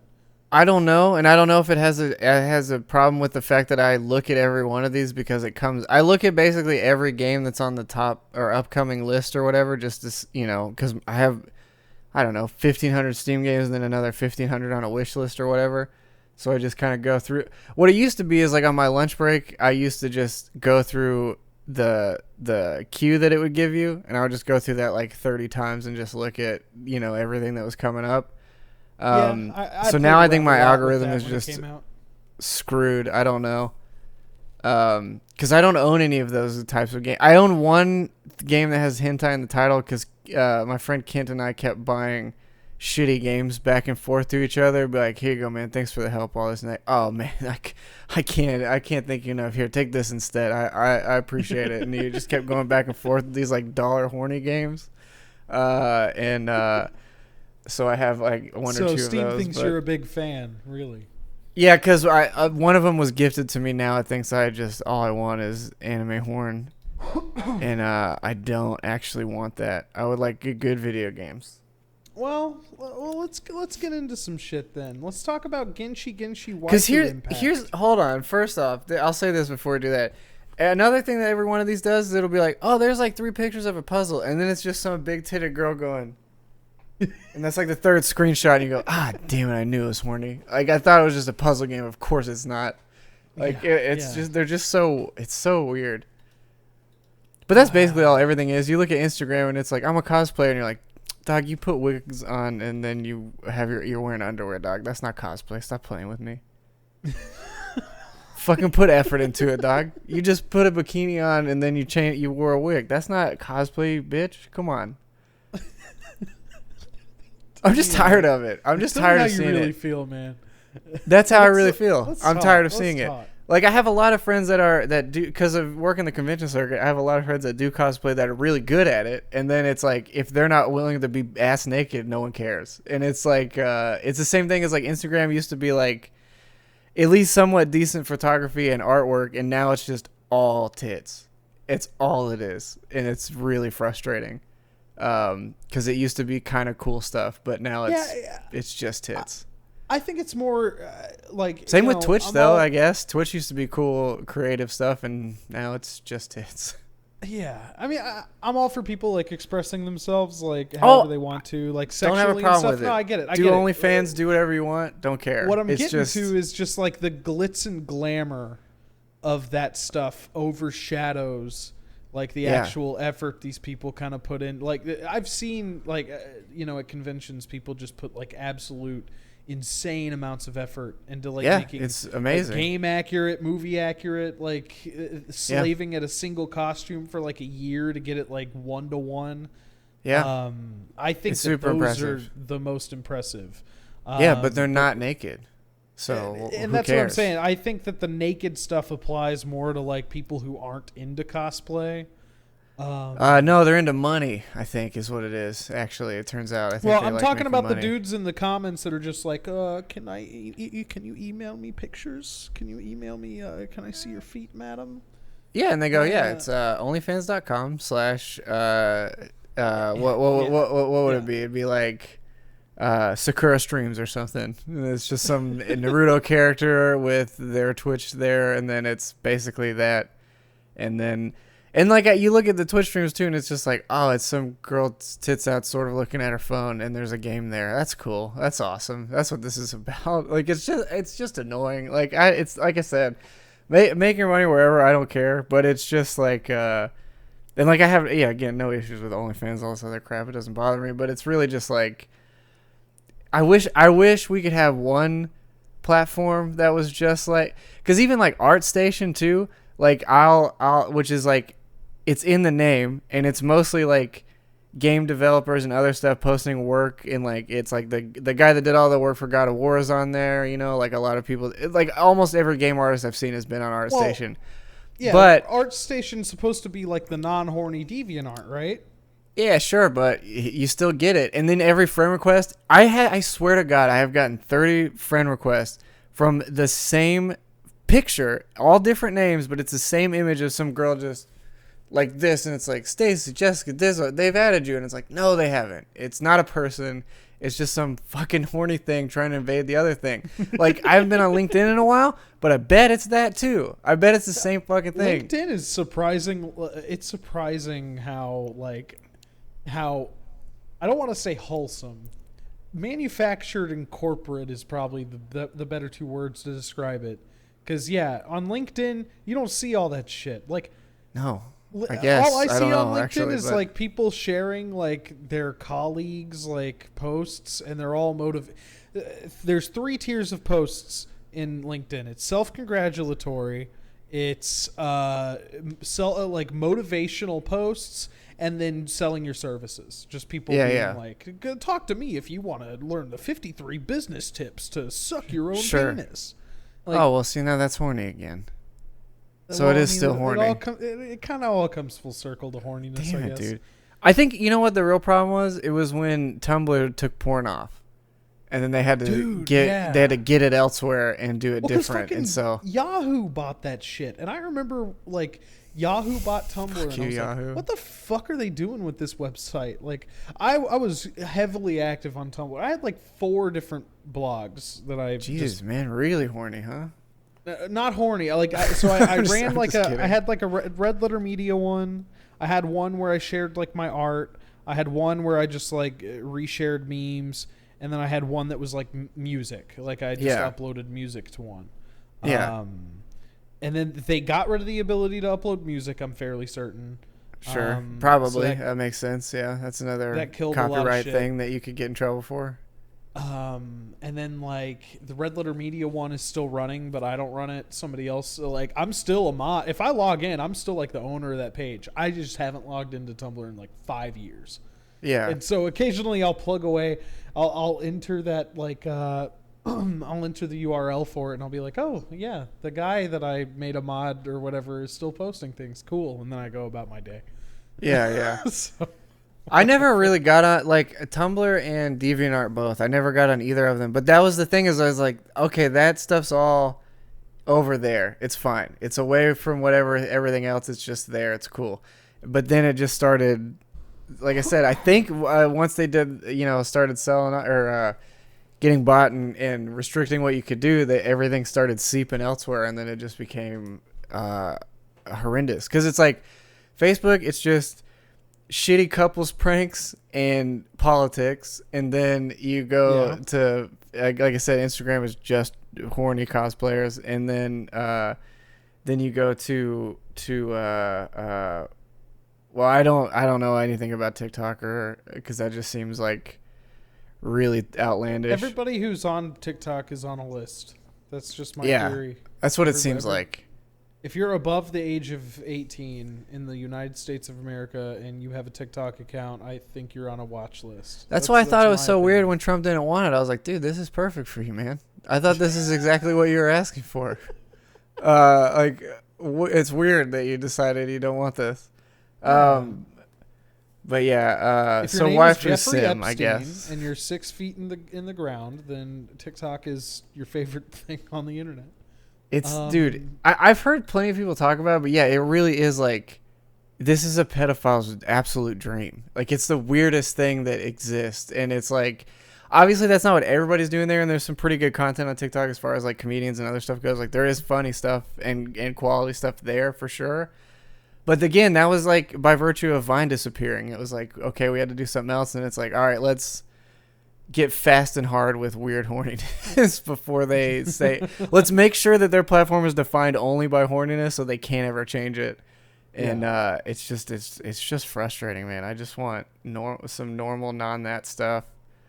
But anywho, speaking of normal stuff, non-horny stuff. Here's So this is Genshin Impact. It is a gacha style third-person action game by a Chinese developer, Miyohu, I think is the name of it. They did Hokanai or Hook. I don't know how to say it. It's like Hokanai Impact Third, which was another gacha waifu action game. That was more like level and corridor based stuff. It wasn't so much like an open world. This is like 100% an open world. And yeah, it's like. So I'm at, I think, World Tier 23, which effectively is, I don't know, give or take like 24-ish, 5 hours into the game or so. The first 15 hours or so, I'll say, is prologue, which is a lot. There's like 3 prologue stages, so it's about 15 or so hours of that. And it's like, as a free-to-play game, it's like one of the best ones out there, right? I would say especially if you've never really fucked with Warframe and stuff like that, I would actually say maybe even monetization-wise and unlock-wise, it's better than that game, just because of the amount of, like, I've spent $10 on the Battle Pass. That's it, and that doesn't really give you much of anything. Like, I think I should have spent that elsewhere, to be completely honest. But like, through playing the game and doing other stuff, like I've unlocked like, I think 11 characters out of the 23 in total. and some duplicate pulls and stuff, which I think I'll get into in a minute, which kind of which is another kind of somewhat egregious part of it, but yeah, effectively the loop of the game is basically you have a 4-character team of different elements. I would say you could attribute it sort of to like Skylanders, to whereas like certain objectives and stuff can't be done without characters of a certain element or whatever. Generally speaking, though, I have not found one where an element thing came up that I didn't have. Like the story will give you, I think it's wind, fire, lightning, and ice, which has been the primary ones you use in anyway. And then your main character, when you get to a different zone, has the ability to switch his element. So you can use rock, I think is the second one I found. So you can, it seems like you can do pretty much everything without having to spend money. And like I said, I haven't bought any currency or any of the gems or anything like that. And I've been able to unlock all this stuff and continue to play or whatever. I think what happens though is, by virtue of getting all these characters, everything in this game has an individual level. Like every character levels individually, every weapon it levels individually, every artifact levels individually, the world itself levels individually, the towers level individually. Everything in this game levels it by itself. The battle pass is another separate currency thing that levels on its own. So everything has like the amount of experience you get. Like it'll be like, I don't know, 30,000 experience or something to level. Every time you kill a group of monsters, it'll be like 10 experience. So you're not really, the way you level is by these books and other item drops and stuff you get, which you get a ton of them through like chests and quests and other stuff like that. You have a lot of that currency to like level your character up or whatever. The wall sort of hits when you get to that stage 20, which is, I will say to the game's credit, the store itself doesn't open until like world level 5, and then you can't buy the battle pass till like world level 20, which like I said is like 15 to 20-ish hours into the game before that even happens. So it's pretty good about not letting you spend money until you know what you're buying, more or less. I'd say by virtue of that though, that's like I said, that's kind of when the heavy grind and wall kind of sets in, is right around 20, because what happens then is like the world level goes up, so every enemy and everything around you gets harder, and there's no way to like reduce that or stop that from happening or whatever. If you continue to play the game, it's going to level up no matter what. There's stuff you can do to raise it faster if you wanted to for whatever reason, but generally speaking, it's going to go up anyway. So the difficulty curve sort of sets in there, and then like the characters that you're leveling up, for example, like in a lot of the dungeons and other stuff, and some of the world things, like a ranged character is really helpful, because there'll be like, I don't know, like 3 or 4 torch things you need to light up, so you have to have your fire character that has an arrow that lights on fire to hit those or whatever, and that makes that way easier to do and all that. I will say the combat though gets to a point where like ranged characters become almost obsolete from what I found, because you'll have like 5 or 6 enemies on screen and they're all firing stuff at you in succession, to where you can't charge your bow without dodging or doing that, so you can't do your good attack really, and so your base attack is pretty weak, and it doesn't have an element on it anyway, so it's like just kind of generally weaker. So it's this. So yeah, by virtue of that, like if you've leveled your ranged character up to a certain point, then it's like, oh well, now the melee characters are really the ones that matter. And if you start getting into a lot of enemies that use ice or some other thing, because the elements all play off of each other, it's like, okay, well I need to sort of level up another character or like wipe these things out. And some of the combat too later, like I don't know how. I guess it maybe expects you to do a co-op group, like for whatever this boss thing he's fighting right here. Because I don't know what character level he is and what this is or whatever, but I think he's 20 from what I'm paying attention to.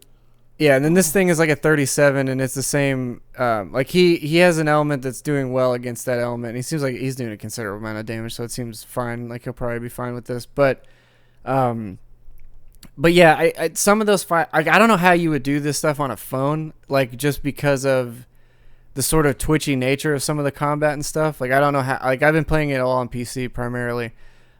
So, and that's been fine with like a mouse and keyboard, but even then I found some frustration. And I've also found too, some of the bosses will like, in their last stage of health, or like the last like little couple chunks, they'll pull moves out they haven't done the entire fight that don't coincide with the attack pattern they've been using, or like it's weird. It's almost like an attack that comes out of completely nowhere that they have like no tell for or whatever that will just do damage to you, almost like in an attempt to wipe you out at the final section of this thing, so you have to either start it over. There's not like a penalty to dying or anything like that, but I don't know. It's this weird thing of like, it's like either making you feel like you need to level up to actually be able to do. I don't know. There's like there's something that feels like a little cheesy with the like the harder boss things, that it just kind of comes out of nowhere. It's really weird. But I've experienced it on like every one of them I've done. It's been like there's like one move or something that's never happened before, or there was like this water boss that you didn't fight it directly, but it would summon like 5 enemies at a time. But they were all water enemies, and I guess for whatever reason, if they're wet, they'll heal themselves. So it's like no element or damage I could do to these things, even though I was like, I don't know, 5 or 6 levels on character and weapon above them. Were doing enough damage to counteract the heal that it was giving itself. So I would like have to freeze them, but they were still getting wet, so they would still heal or whatever. And it took like forever. Like this fight took like 45 minutes or something like that, when it really should have not taken that long. And then by virtue of like the character I leveled up to, the lightning was a ranged character as well. So I had 5 enemies like shooting. It was actually these 3 birds and 2 boars. So but both the boars would charge at different times, and then all 3 birds would swoop in at different times. So it's like either I charge at my electric attack or I dodge these. But even if you get hit, it stops your charge or whatever. So it's just like, I don't know, it was just super frustrating. It was like a really frustrating fight to begin with, and then it just got more and more frustrating as it went on, which I wouldn't say was like necessarily fun. And then so then the other thing is like, by virtue, you have this constellation system which gives you like passive abilities on each character, but the only way to get the passive abilities unlocked is by getting duplicates of a character, some of which I don't know how you get them because they're not in the pools yet. Like the Frost guy, unless it comes through the story, your main character does this through the story, but the other ones don't. So there's like one character I've gotten 4 times, so I have like her constellation tree done 4 times down, which is like insane stuff. Like some of them is like, this move will do 200% extra damage, which is insane. It's like 3 times the amount of damage basically for a move, which you would only ever get by either saving up the currency or spending the money or whatever to doing it. And I totally get it's a gacha game or whatever, so that's like the idea is that you need to spend money at some point to sustain this. But it is weird, I think, where they've implemented that stuff by virtue of this not being a typical gacha game in that same sense. And at the end of the day, I would have happily paid like $40 for this game and not had any of this stuff in there. Or even if you had like the ability to pull these things at random, but it wasn't a financial thing to do it. Like if you just could do it all with the currency, because you have so far. But if there was a base price and then, you know, you got a grander amount of these random pulls or whatever, that would be fine. Because the weapons and characters are all random. The artifacts you all find in the world. And that's another big thing too, is like, managing all these characters needs something else, because it's like every character has 5 artifacts. All those artifacts are sets that will do different bonuses based on a set bonus of things, and then you have to feed other artifacts to those artifacts to level them up. So that the idea is that you don't want to waste any of that. I mean, you get a lot of that stuff, but again, it runs out pretty quickly the higher up you're trying to level these items or whatever. So you sort of want to have a fundamental set for each character. And the way I've tried to do it is like, okay, this is another like two-handed claymore character or whatever. So I use one of those at a time, and then I'll switch all the set of armor from that, or all the artifacts from that one to the next one when I pull that party in or whatever. But there's no like loadout thing. Like you have a loadout of the characters, but not of anything the characters are using. So it's like you have to manually set each 5 items and then the weapon and whatever for each of the 4 characters. So that's like a 10 to 15 minute thing every time if you don't have artifacts for all, you know, whatever 15 characters or whatever that I have at the moment, which is like it just, that one's really weird because I don't know why that needs to be there, like why there's not a thing. And maybe they'll add it or whatever. The developers have been pretty active on their Facebook group for whatever reason. I guess maybe because it's a mobile game also. That's where I've gotten like all the update stuff and news has been from there. But yeah, there's like some weird quality of life stuff that I'm not sure is there for a particular reason. Like you also, when you're out of combat in the world, your stamina still depletes like it does in Breath of the Wild, so moving around takes forever. And then unlike Breath of the Wild, there's not like horses or vehicles of any kind to sort of subdue that, and that's kind of annoying. You also don't heal outside of combat, so you have to make food, which you have to find and do all this stuff, which is also not a huge thing. Like that's not been a real big problem. I mean, Breath of the Wild, you don't either, so, you know.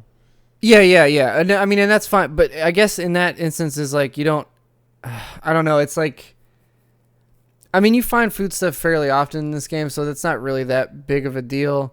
But I guess what it is your character will get full. So you can only eat a certain amount of stuff, and then you can't. Like, so if you ate like 5 dishes and you were full and then you took damage, you'd have to wait till you're not full anymore to then heal the rest of it. Yeah. Which, again, doesn't necessarily happen all that often, but it is like a weird thing that I don't know why it's there, because you're not spending money on food and stuff like or revives or anything. So it's just odd that that's a thing that's in there. And then there's like there's another like kind of big caveat I have with it, but I'm trying to think of like what it actually is now. Well, I mean, I can kind of get into like some of my experience with it because I Go ahead and take over for a second.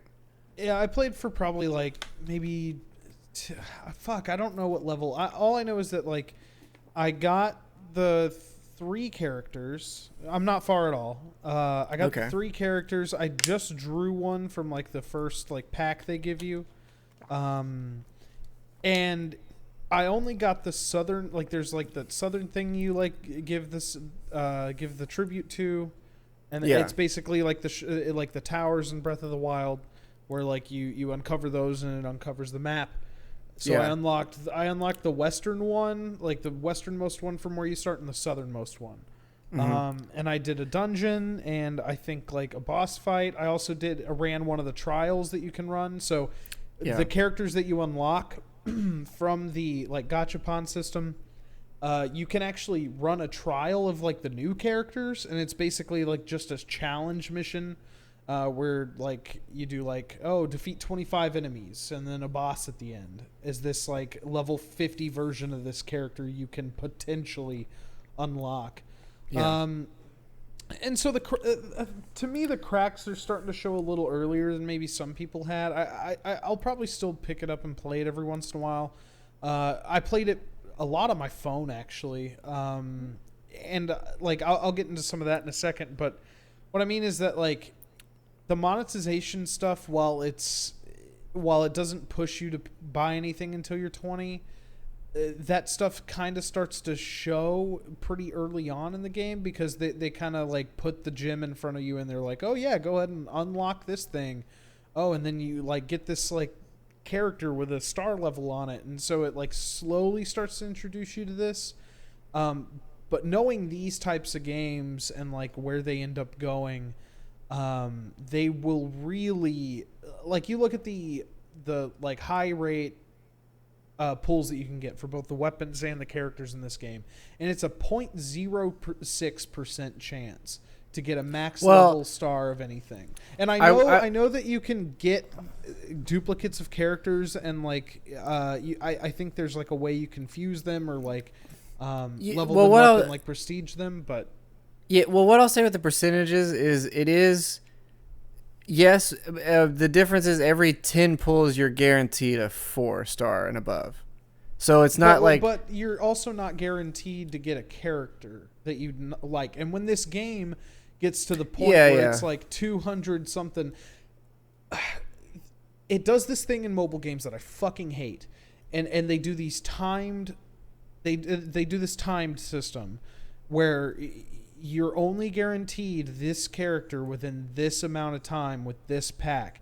Then it'll go into either a vault where you don't unlock this character anymore until they bring that event back, or they put that character in normal packs, but the chance to unlock them in a giant pool of vaulted characters is a lot slimmer. That's the problem I had when I was playing Fire Emblem Heroes on mobile. That's the problem that I had when I would play like Clash of Clans to some extent, like some of these mobile games that like do a little bit of that. Well, Clash of Clans, no. I'm trying to think of the other game that does this. Well, card games in general, like your Hearthstones, your different like mobile types of games like this. Puzzle and Dragons is another one where like you can fuse these characters together and stuff. I guess the difference with card games though is like you don't need duplicates. Like if you get the card once, you're good.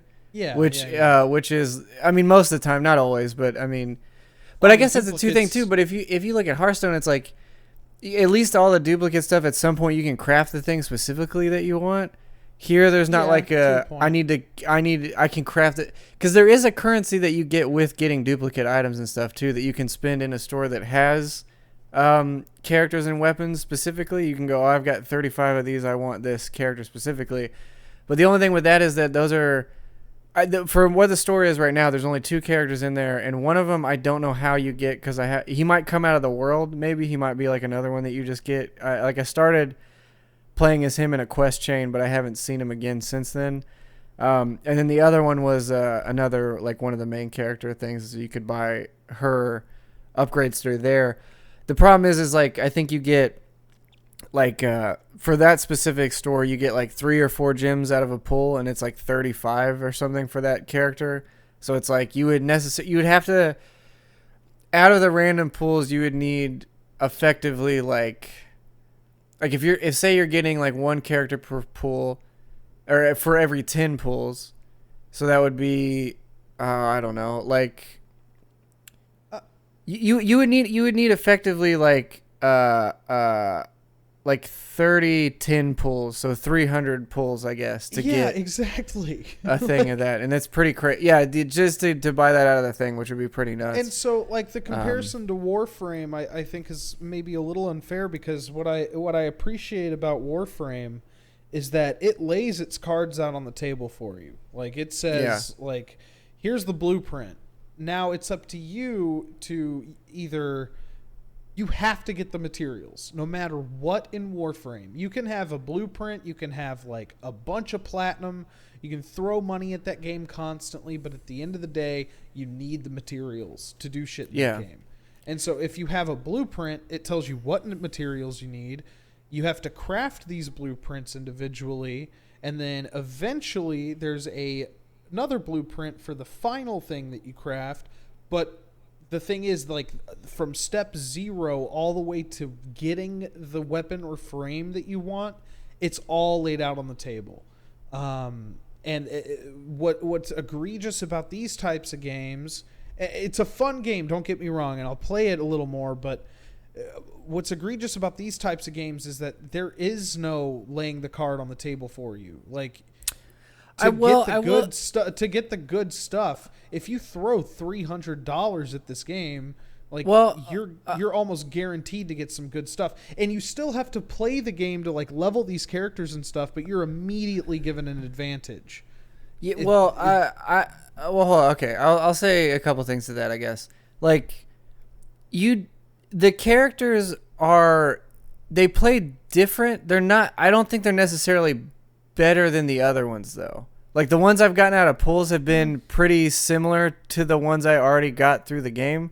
Like for example, the other rare arrow user, the electric one, it's like her ultimate sucks, but the ultimate on the fire one is pretty decent if you can time it right, but her other E ability is awful, and whereas on the other character, hers is good. So there's like a balance there, and then your basic attack and your charge attack are identical.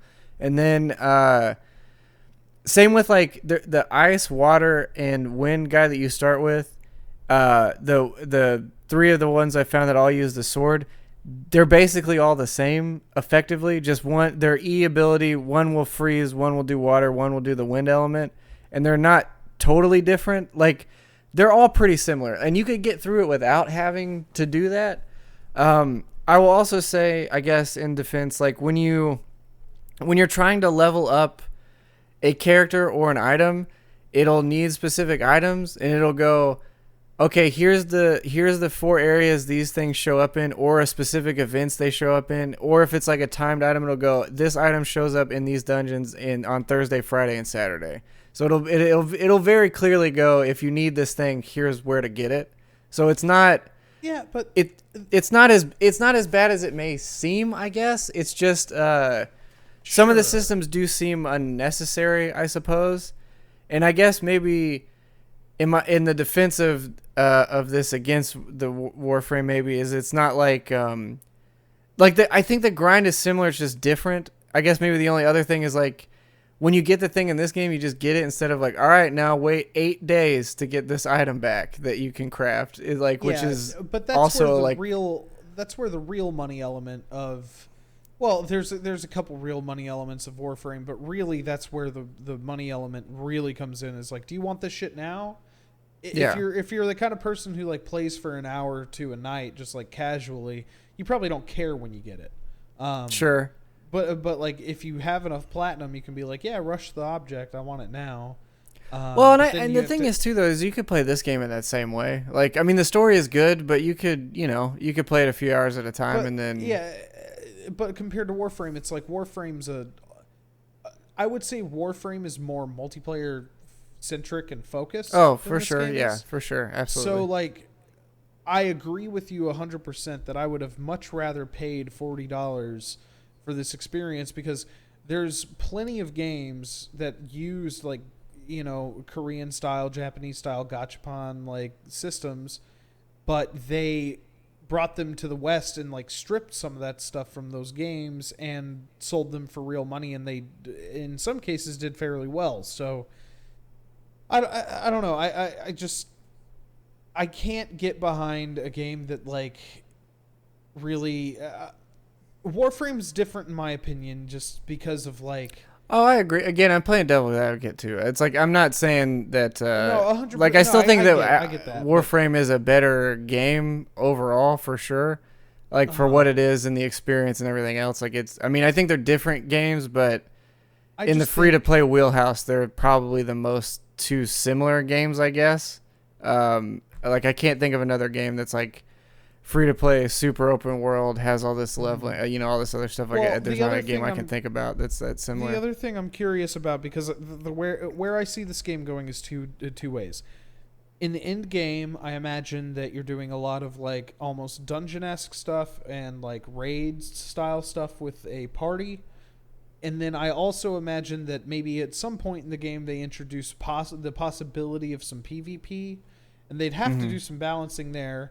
And like some of the mobile games like Fire Emblem Heroes and those other style like gacha style games have done like a decent job of balancing some of that stuff, where like they'll bump the rarity of like a character all the way up. I don't know if Fire Emblem does that automatically in PvP, but some of them do, and then it just boils down to using the abilities that you've rolled and like that kind of stuff.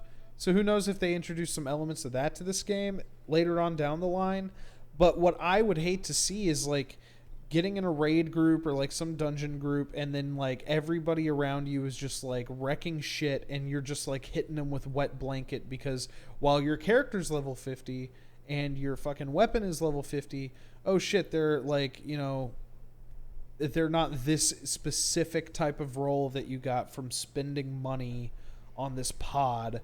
So even though your weapon is like a level 50 badass weapon, it is nowhere near as badass as something that you're probably going to have to pay money to unlock later down the line.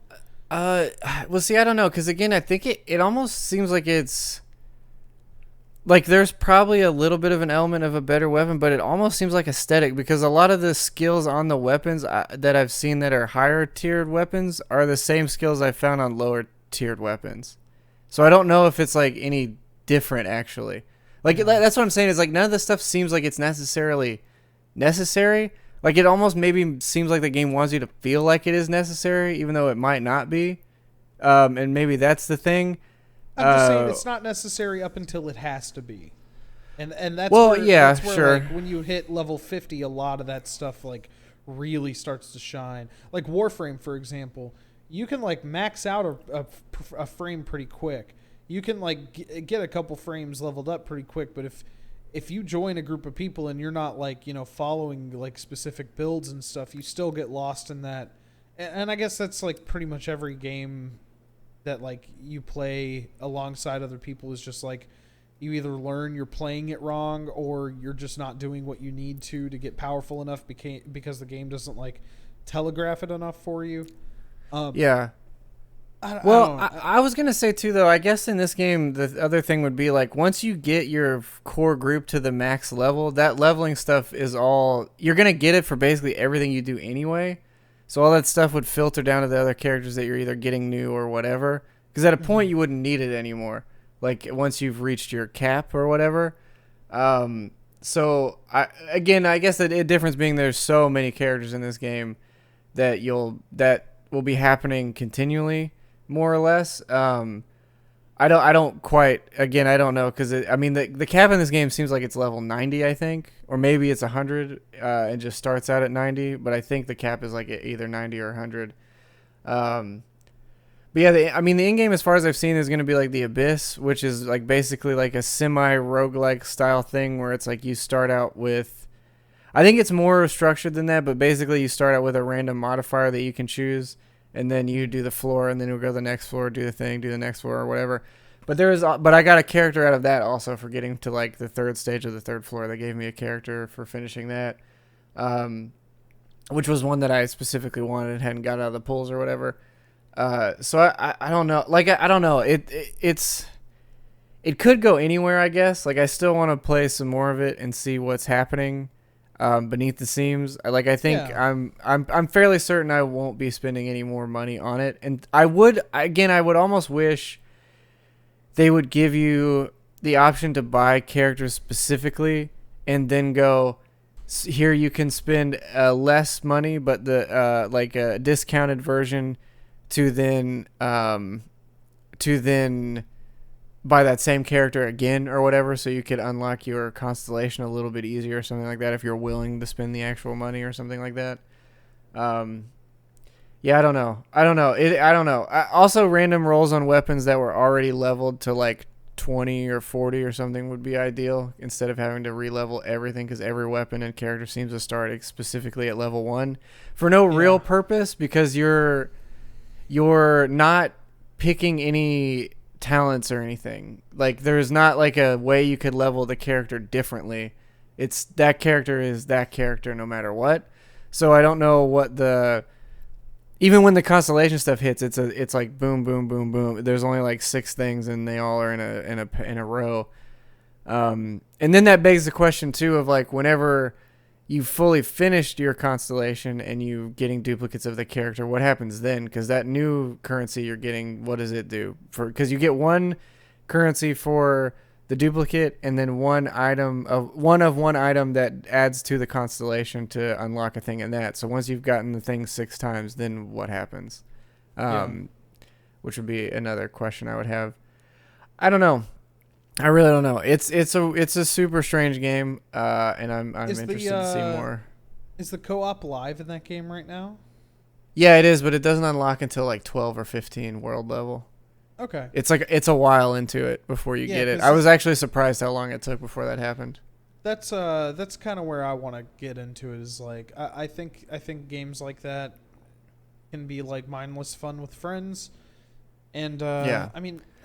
Well, you can join anyone's game too at that point anytime you want. You can send like a request to join or whatever, and it'll pop up. And I've gotten a few notifications for people wanting to join mine or whatever, but I haven't tried it. I've just, been cruising through whatever the game has given me. Yeah. Whew, I don't know. We'll see. I'll dip back in. I'll probably update next week too when I've played a bit more of it. Yeah, or maybe I'll just play Star Wars all week. I'm curious to see what some of the major content updates for that game look like.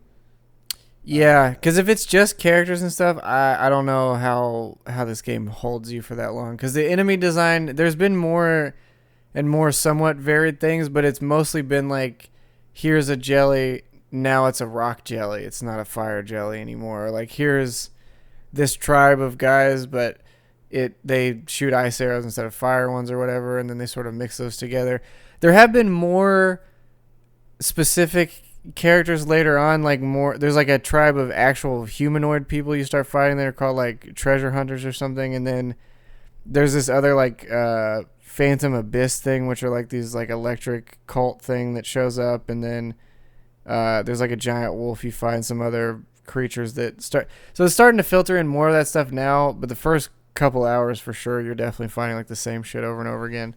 And if it is like the same core group of like 30 enemies or something all through 100+ hours of this game, I can see that getting pretty boring at a point. I don't know. I don't know. I don't know what they do. I imagine they're going to add more to the world because the map is set up to where it seems like there's areas that are going to be added later, but I don't know. It's really weird. It's weird because it's almost an MMO, but it's really not. It's like a party-based single-player game, but it's not quite that either. Yeah. It's really strange. And it's, yeah. I don't know. We'll see.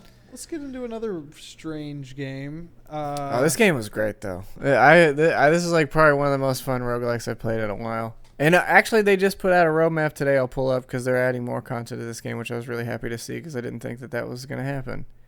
Yeah, so this is going under. Yeah. It's basically a roguelike where you play as a intern for a tech conglomerate, some fizzy drink company.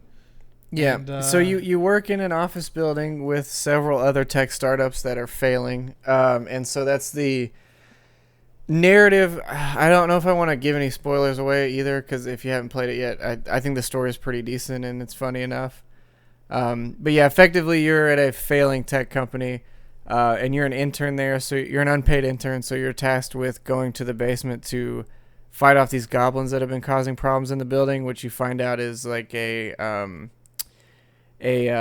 guess this isn't too much of a spoiler because it's the first thing, but it's basically like the goblins are all hypercharged up on caffeine, which the vendor there, the barista, was like your storefront in that section, but the boss of this is like a fueled up boss with like a coffee, not jetpack, but coffee backpack that's just pumping like an IV of caffeine into him.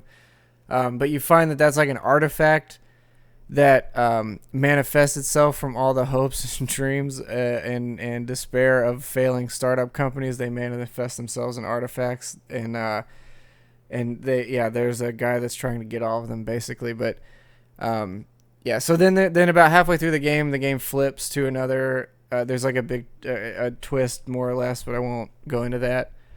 But yeah, it's really fun. There's like, I think 75 or so variations of items. The way that you get those is like, you'll just find them randomly. And then you'll find them randomly throughout the dungeon after you've bought them, because you'll get another currency that's like to use to unlock just skills specifically. But what's neat about those is like, if it maps out to about 2 or 3 times of finding them in a dungeon. But once you've done that, then you can pick them specifically for your run to start with. So you can pick like one item to start a run with. You also have a mentor system, so it's like the guy I use is like the guy that makes all the flavors for the company, and his is, instead of finding apps which are like small quick buffs or like a stun or something, you find these sodas that do increased thing, or like they all have an AoE, but like one will heal you, one will set everybody on fire, one will do all this electricity or whatever, and then when you upgrade him, they have like 5 stages each. When you upgrade to the second one, he gives you a lunch, which is like 3 full hearts in a meal that you start with, which is a weapon, so it takes up an item slot, so you could hit people with it, but you have to like throw it to get your sushi out of it or whatever it was. And the other cool part of it is like, there is every item in the game is a weapon effectively, like all the chairs, tables, like whatever. You can also hit most items into an enemy. Like these cars that are driving around, you can get into those cars and drive those around, which is a weapon. When you freeze enemies, you can use them as a weapon. There's also like random jobs that will pop up, so it'll be like a challenge mission, and based on how well you do, a drone will come and deliver you items for your performance. And it's super rad. The writing is pretty, like I said, is pretty good overall. It's sort of done in this like text chat sort of thing, so it's kind of pretentious in its own way. But the combat is really fun. There's like a lock on, a throw, a dodge. You can also crawl into the table. There's like another item that will, when you crawl, it'll drop a bomb or something if you get that skill. There's one that like gives you super buff arms. The one of my favorites was like every weapon you could use every two-handed weapon as a single-handed weapon, which ended up being like the thing I would try to find the most, or what I would start with, just because it was good for that. But yeah, once you start getting all the skills, there's like a lot of variation to how the run could go or how you sort of manipulate it. And then the mentor thing adds to that. I think one of the funnier ones was I think I was telling you about it the other day, but like the boss, the CEO of the company, he can be a mentor. If you pick him, he gives you the company credit card, so you can buy things in the store that you can't afford or don't have money for at the time. But what it does is makes a ball and chain of debt that slows you down. Yeah. And then sort of chains you to that sort of center point. But you can pick that up so you can move a little bit faster, but you can also use it as a weapon and throw it at enemies and some other stuff. So it's sort of like a negative but beneficial sort of thing. So there's like a weird risk reward to that item, or choosing him as a mentor. The app lady lets you have multiple apps. There's another girl that like gives you discounts and some other stuff. Like they're all somewhat varied for what they are. So offers some cool replayability. And then they put out a roadmap today, which this is a finished release game, so I didn't think we were gonna get any post-release content really. But they have they're saying they want to do a big run, which is combining all the current dungeons into the ultimate challenge. So similar to more traditional roguelikes, which is one thing I wanted in this game, is like a continual run.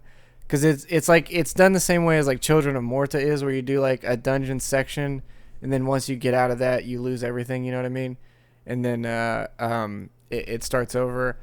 And then repeatable late game content, which, having finished the game, I would like some of that too, because your final save will just load you right before the boss. Cosmetics, which I think is cool. And then new items, skills, and curses, which is, I think, also pretty neat. Then the second update, they said Q2 of 2021, which is a while off for sure. They want to add a fourth dungeon, and then some new items, skills, curses, cosmetics, stuff like that. And they were saying January of 2021 is when that first big update will come. And then they did hot fixes and stuff today.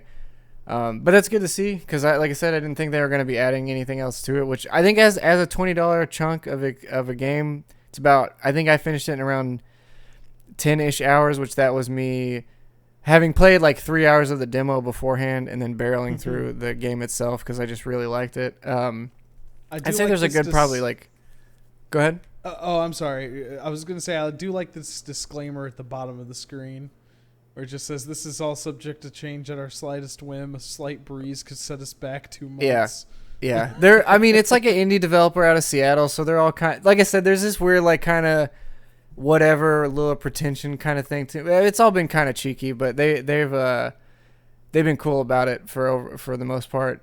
Yeah. Through the development and stuff. And they had me at like I said, the barista in the dungeon there, his name was Jelly, which my name is Kelly, and I used to be a barista or whatever, so I was like, oh, you put me in here, you sons of bitches. He had gauges and shit too. I was like, oh, dude, you assholes. But and he had a big red beard too. I was like, motherfuckers, dog, what are you doing?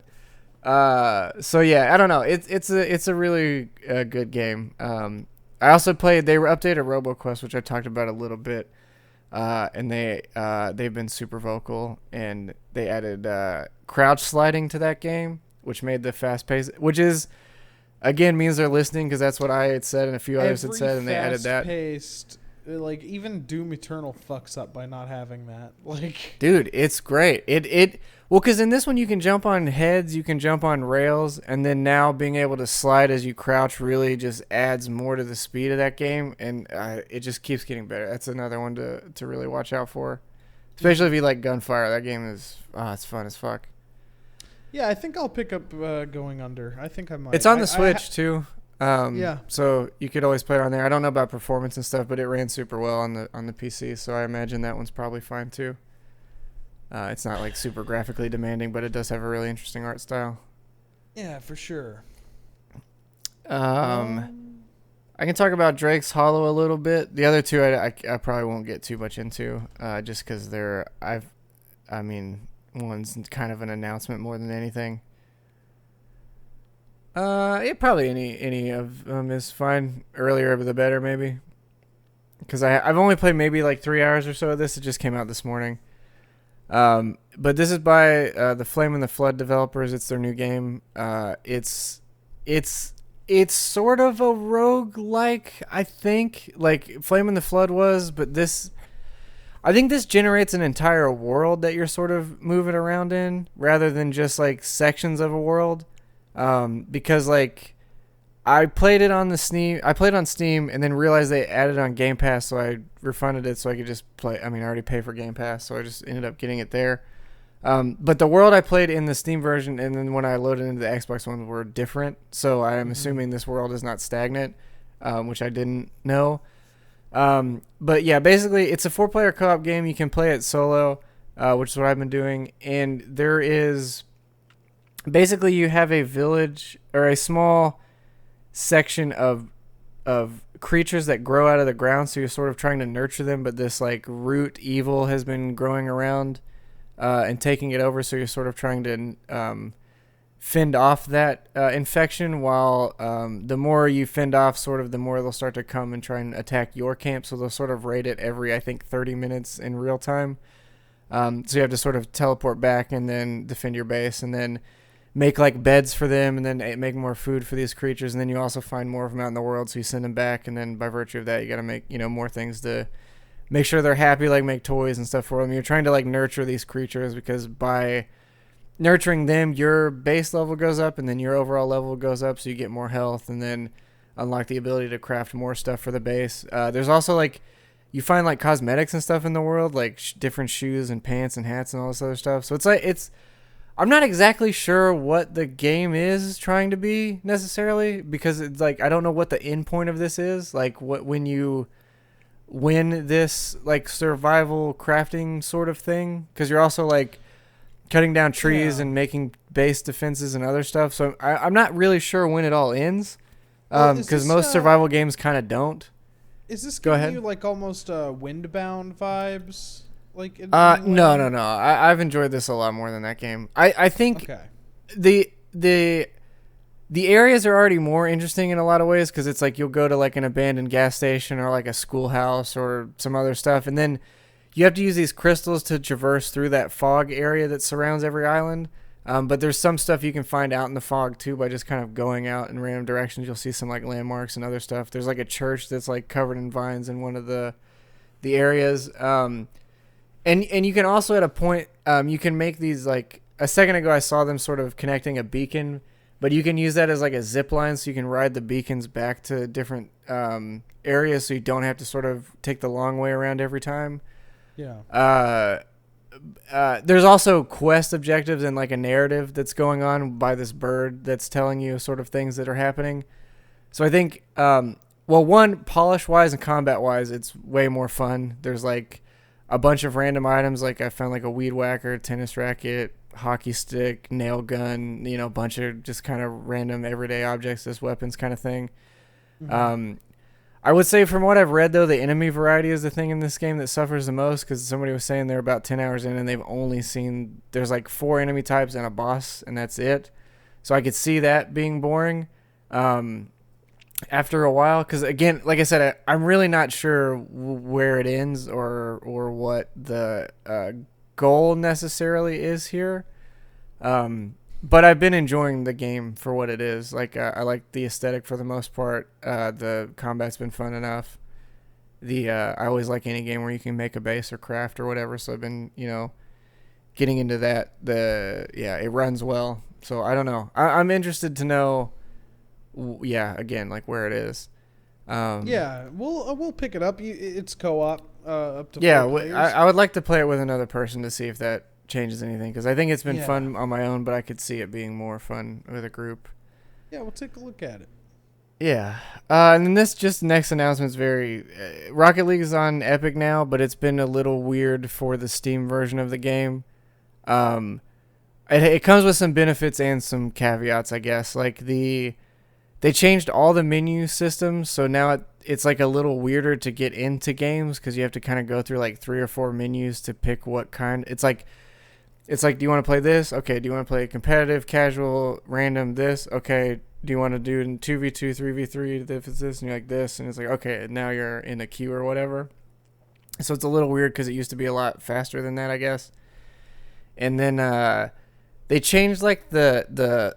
It used to be like I never have really loved the way that this game has handled like cosmetic stuff because it's always been a little weird.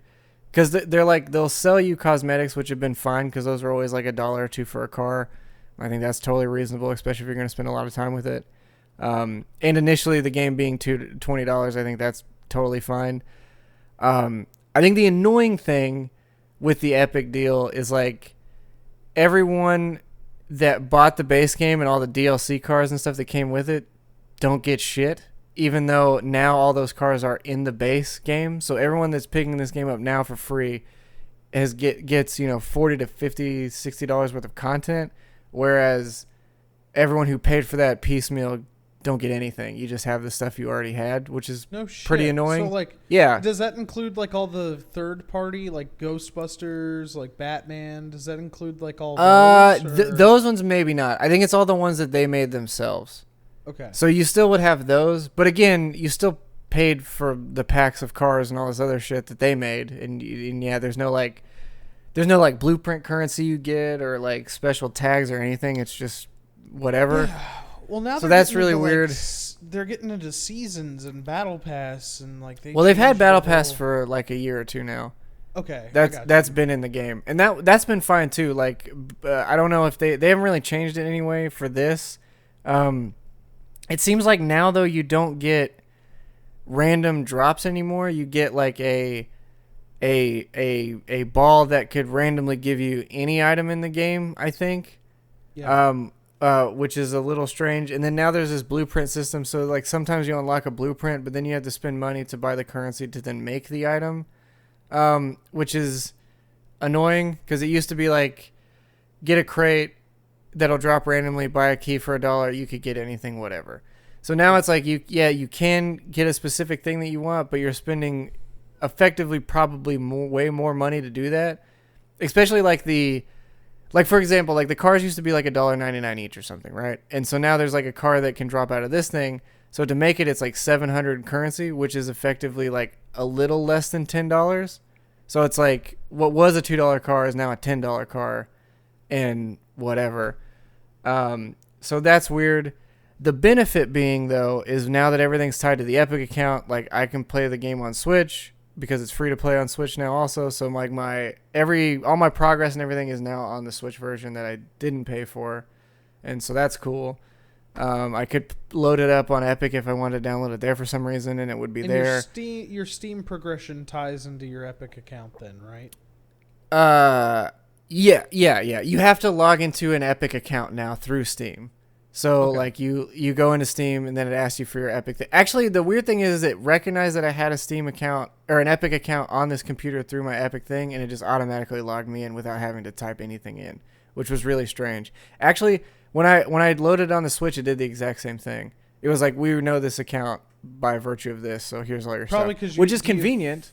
Did you have Fortnite or something on your Switch? Dauntless, yeah. Dauntless. So which is done through Epic, yeah. So the same idea there. The Steam one though I thought was weird because I don't know where that would have came from because Dauntless isn't on there, and maybe it's just by virtue of the Epic account being on my computer at all, but I don't know. That one was really strange. Dude, Rocket League still going is fucking crazy to me. It's a really good game. I mean, it's still really fun. It's like we were talking about the other night. It's the only game similar to Smash where I can get as pissed and as excited as I possibly can be about something. Like, yeah. I'll get as hyped and as furious. There's no other two games that do it other than Rocket League and Smash Brothers. Like, those, for whatever reason, those are the two. Even in Call of Duty and, like, Fortnite, like, getting wins and stuff in that game, I'm like, oh, hell yeah, we won. When I, like, win, like, a really good game of Rocket League, I'm like, fucking A. Yeah, and I'll be screaming and shit. But, yeah, I don't know. It's weird. I don't know what... I think this is another thing I'll quickly mention, too, because I think it's weird. But the Steam version of this game is getting review bombed like crazy, right? The Rocket League one, because they're like, fuck the developers for doing this, you know, fuck for taking the money. I can't believe this. Especially because, again, Steam did, you know, make them all the money they made previously or whatever. But the thing about that is you can't buy this game on Steam anymore. So I don't know what the reviews would even be doing. It's just someone getting out their personal grief. Do you know what I'm saying? Because it's not available anymore. Like, you can't buy it on Steam. It's gone now. So it's like the reviews are only for people that already own the game. So it's really weird. Like, I don't know. I get them being upset, but it is to no end. I guess I don't know, because they can't leave, because Epic doesn't allow reviews, and then they're I don't know. It's really strange. Yeah, and they got, because I have it because I own the game on here, so I don't know. Well, I don't know, like features like the community stuff on Steam and like cards, that kind of stuff. Like, I don't know, it's way more feature rich than Epic. So for them to completely wipe it out, it's kind of shitty. Well, it's not. That's what I'm saying. It's not wiped out. It's only there if you own the game already. Every semblance of it, except for you owning it, is like wiped out. I can't even find a Rocket League community hub. Like, yeah. It's only there if you already own the game. They took it all out, which is, it's really strange. It's really strange. Yeah. Another weird thing too, that Drake's Hollow game. Maybe I just had a fever dream, but I swear to God, I had an Epic logo come up on that game twice. Like, it was like because it's developed by Molasses, which is the guys that did Flame in the Flood. But I saw Epic's title card come up 2 different times in that game, and I haven't seen it since then, which is really weird, because it's not on Epic Store at all, and it is on Steam and Game Pass, it's really weird. And maybe I fucking just imagined it, but I'm fairly certain that I saw it. I wonder, does 100%. It use Unreal Engine, and maybe they just... I don't know, but it did. The only thing that comes up now is just says Molasses Studio, and then it goes into the game start. So I don't know if it was like the first time I booted it up it does this. I don't know, but it was really odd. And again, maybe I'm fucking losing my mind, but I could have sworn I saw it. Anyway, the last game I'll talk about is I'm in the Prodeus Beta. I don't think there's an NDA or anything on this game. It seems like it was... as far as I know, I can talk about this game. I don't know. But either way, it's all positive, so if you want to be mad about that, guys, that's fine. But it's fun. It's basically like it's sort of like a Doom 2016-ish game if they would have done like all the pixel work on their own instead of like putting a filter on it or something, which a lot of games will do. Because as you can tell, it's like really detailed pixel 3D work. I don't know. It's hard to explain. But it's fun. Like, it's pretty fast paced. The guns all feel pretty good. It's super fucking gory. As you can see there, it's like to an insane degree. And you can, I think, blow up pretty much any part of any character's arms, legs, or heads or whatever. Like, it all sort of, leaves a bunch of blood and stuff behind. The beta that they gave us was like 3 campaign missions. It was like a tutorial thing, a full-blown mission of getting keys and opening doors, very similar to Doom. And then the third one was like a more puzzle sort of speed run thing where it's like shoot these targets as they come up while you're moving through the level, and that'll sort of adjust the stages and stuff so you can keep moving, it was pretty fun. It could have been more in depth, but it was pretty fun. But yeah, like I said, it was only about like the demo itself. I'll probably play through it again, just because I enjoyed it. But it was, I think I like the way it looks a lot. It looks the art style is great. Like they've really nailed that. There's also several options for like CRT filters, pixel filters, and some other stuff, so you can kind of tweak it even more if you want to. But yeah, it runs really well. Sounds good. The guns have good weight to them, and all the shots feel really good. I will say the enemies are really precise, and I don't know if that's like by design or just by virtue of this. But I also never felt like Doom? I mean, I don't know, like when Eternal came out. I guess last time we did the multiplayer. I'm talking about like old Doom. 2 months ago. Whenever the Doom 1 and 2 and 3 went on sale on the Switch, I bought all those. So I started playing Doom 1 and 2 on there. Because later stages of that game, it feels like the AI starts to get like laser sights because they can just fucking like hit you pretty hard anywhere. So that sounds in line with like their inspirations, I guess. Oh, then fair enough. Then it's right on board. But yeah, it's really good. I think it goes into early access in November. I want to say. But yeah, it's super fun. I'm excited to see more of this game. It seems like it's really well put together from the start, so it seems like it's shaping up to be a pretty fun early access deal. And that is all I have for video games this week. You guys.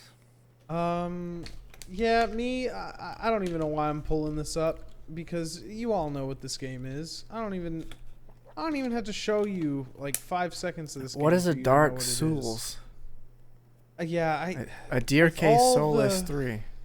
All the new games I own, and I go back to something that released like almost 4 years ago at this point. Yeah, it's still a good game though.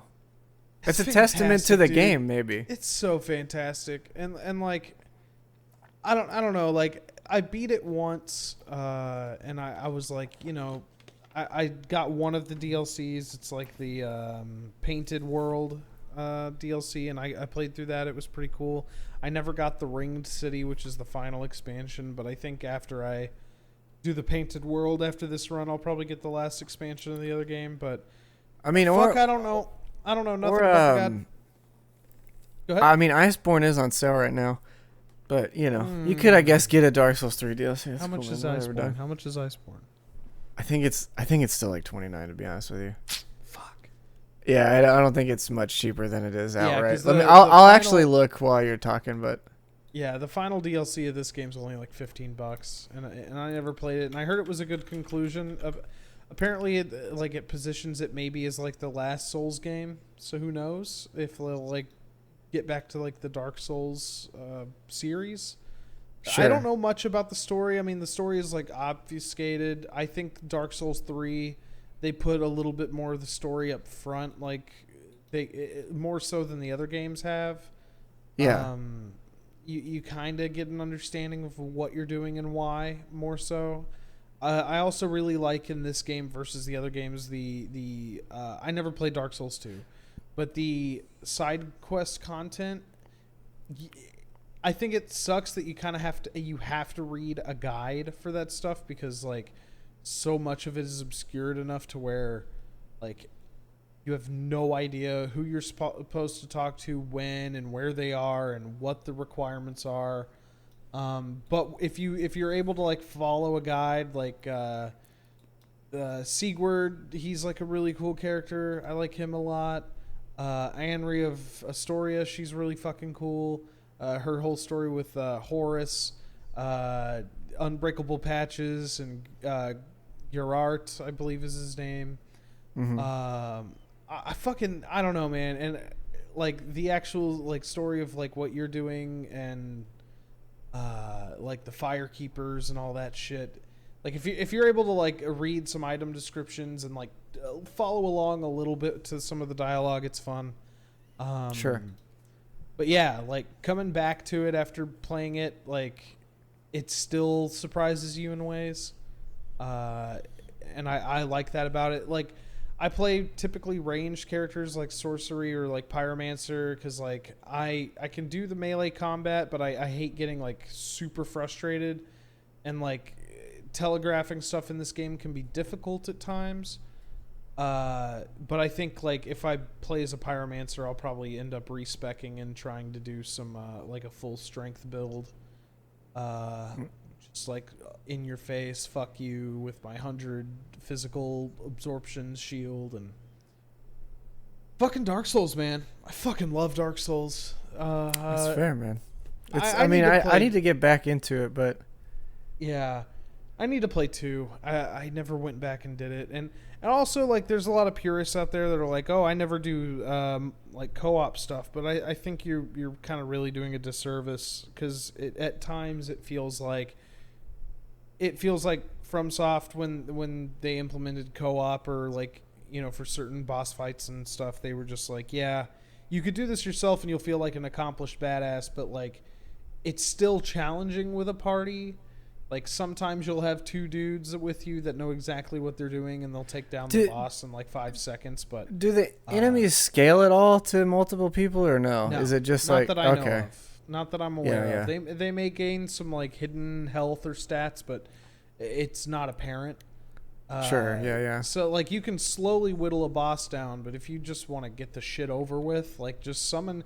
And the cool thing is that like if you follow certain NPC paths, if you talk to certain NPCs enough, their little summon signs will show up outside. So if you don't want to like connect with randoms, you can at least summon NPCs. Okay. So that's pretty cool. Getting invaded still sucks ass. Like right before you get to Anne Orlando, after the I forget what that area is called, but it's like the snowy area. It's like Irilith or something.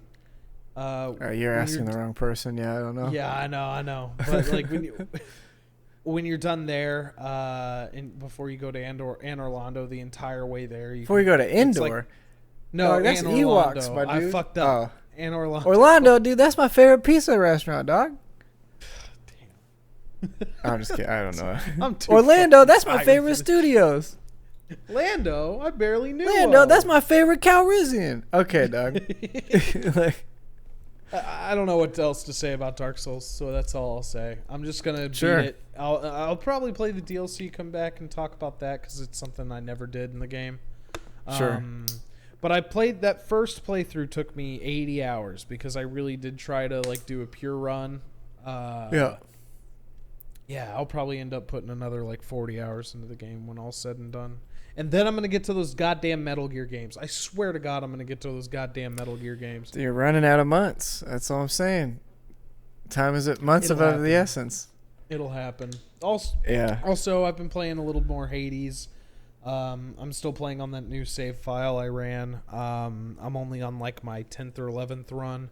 I found like when I get home from work, especially when I'm doing some on-call shift, I try to play some single-player games that I can easily pause. So if I'm like on call, I think I'll probably play Hades a lot more. But I've been finding after work I'll put in like maybe an hour or two, a couple runs each night. I fucking love that game though. It not only does it look great, but it sounds good. I hope, unlike their other games, that we possibly see like major content updates for Hades, or like at least an expansion. I would have to imagine that you will. Because they obviously they did the content leaks going up, or not leaks, but drops going up. But I think it's their highest selling game to date, so I can't imagine that they won't. And it's a game that they didn't do it for Bastion, they didn't do it for Transistor, and they didn't do it for. But those were both like very straight story games. Like they were very specific, like one way through or maybe two way through. But those games were very stagnant. Like they're a story game at their heart. Obviously Hades is too, but the variation that comes in this game, I think, opens the door for. Well, they have so many other, like Aphrodites and Zeus and all these other characters that you could easily do any of their realms individually and go, why don't you fuck around through Hades or through Zeus's house, you know, and some of that stuff. So I think they definitely have the opportunity there. I think they would be doing themselves a disservice if they don't do that, even though, again, the game has a ton of content in it already. I don't think it would hurt for them to add more to it. So yeah, I'll keep plugging away at that. I really want to see the ending of it. I keep looking at that God mode toggle in the options, and I'm like, I just kind of want to see the story, but I think I'll just keep roughing through it, seeing where it goes. Yeah. So yeah. And Monster Hunter Iceborne is 29. So. Fuck. So it's either get that, Going Under. I still haven't gotten Tony Hawk's Pro Skater, and I shouldn't be buying video games right now, but I know. I knew it was gonna happen. There's no way. So the new Rogue Squadron game, Baldur's Gate 3, dude. It's just Cyberpunk's in another month. Don't even fucking talk to me about video games, dude. Don't even talk to me about. Well, that's what this whole thing's about, as a matter of fact. I thought we were still doing that Justin to Kelly podcast. No, I've been sitting here waiting. Like you said, I know we'll you talk thought about this shit for like maybe 2.5 hours, and then we'll talk about Justin to Kelly. And I was like, fuck. Yeah. Well, this is a only horny talk and a Justin to Kelly podcast. Okay. But I still don't know very much, if anything, about Justin and Kelly, except that they copyright claim as fast as they can. That's all I know about them. I still don't really know what the movie or show is. I just know there's a pool party, and they love copyright claims. So we'll just quickly go over the games of the years. Over the years. Thanks to GameFAQs for having this nifty website. Castlevania Symphony of the Night, very fun video game. I didn't play it as a kid, but I recently put like quite a few hours into it right when Bloodstained was coming out. I like it. I like it quite a bit. Yeah, it was a good one. It's some of people's like absolute favorite one. I played Aria of Sorrow for the Game Boy Advance a lot. Like that was the Castlevania game I played the most, and I hear that like those Game Boy Advance games did a good job of borrowing a lot from Symphony of the Night. Did you play any of the Lords of Shadows? Like the I played the 3D N64 one, but not. Yeah, I think the N64 one I played when I was younger. It was okay. No, the like game, but this one came out in like 2013. Lords of Shadow?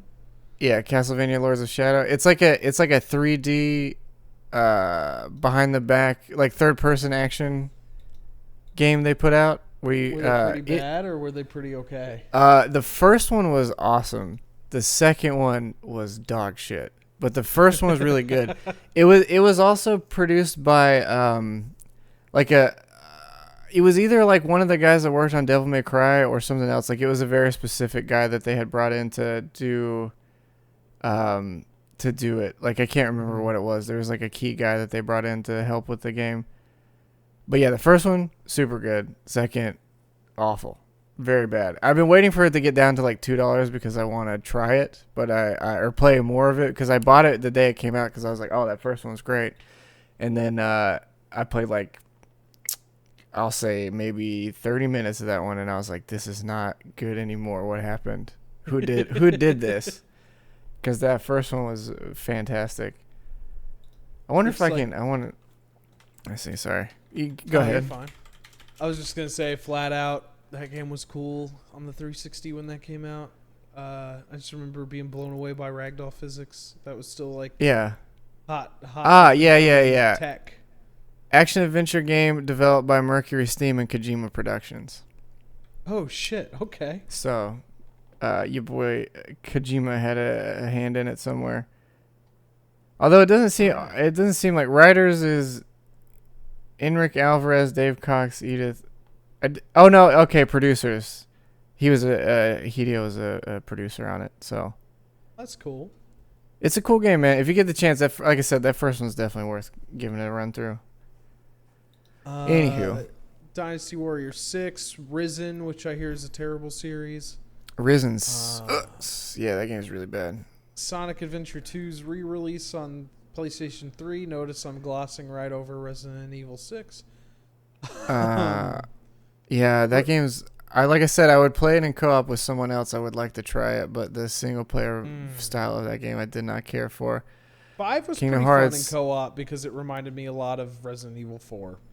It's essentially that's what I'm saying. We should try 6 at some point, just because I'm curious. Some point. I will. Dude, that game has one of the coolest dive mechanics I've ever seen. Wow, dude. You dive and you stay on the ground and you can roll around with your gun until you decide to stand back up. It's awesome. That's the coolest part of that game. It's so rad. But you can like dive backwards and then just lay there on the ground with your gun up, and then you can like roll to either side or like back up on the ground, and then you can decide to stand back up. It's cool. It's a really cool mechanic, but that's like the only thing in that game I remember being like awesome. Kingdom Hearts, bad series overall. What do we got here? Hunter Call the Wild. No, I'm just kidding. I just don't care about Kingdom Hearts. I'm sure it's fine. I love Kingdom Hearts, but I'll save that for another day. I played the first 2 as a kid, and I remember liking them then. I'm sure they're fine. I just dropped off when I started to despise Disney in a lot of ways. Assassin's Creed Odyssey. I don't give a flying fuck about Assassin's Creed, to be honest. It's pretty good. It's a pretty good one. I mean, it's look, it's no Black Flag, which is peak of that series for me, but it kind of is Black Flag now I think about it. It's sort of like the most Black Flag one next to any of the other ones. It's okay. It's pretty good. It's just they're not. Assassin's Creed is no longer Assassin's Creed. It's just a third-person action game now, where you have superpowers. Yeah. Where you have superpowers. Yeah, you just have superpowers. It's not. There's no. It's essentially the Avengers. Like I think in Assassin's Creed Odyssey, I was gonna say I've only assassinated like 5 people, but I've actually. You have a thing where you throw a knife that will do an assassination, but then you'll teleport to where you just assassinated, and you can chain that together like 4 times. So you can just assassinate someone and then throw it to another guy and then teleport to them and assassinate and to another guy and so on and so forth. So the stealth in that game is you crouch once and then throw a knife and teleport. So not really a stealth assassin, more of just like you could sit down. They got rid of all those like follow missions, right? Like none of that's an Odyssey. Kind of. I mean, there's still stuff where you're like either protecting someone or they're kind of leaguing. But you're not like blending into the crowd and shit anymore, like you were in like Assassin's Creed 2. It's hard to remember because the Assassin's Creed Odyssey is like a 300-hour game, and some point you end up in Atlantis. So it's really hard to remember, like, if there was any or not. I have to assume there's probably at least one, but I don't know. Did you ever play Mega Man 11? No, I don't. I've actually never played any of the Mega Mans except for Battle Network, and that's it. I mean, Legends. I played Legends, and I played like 2. Oh wait, that PS1 N64 one, yeah, the 3D one, Legends. I did play that a little bit.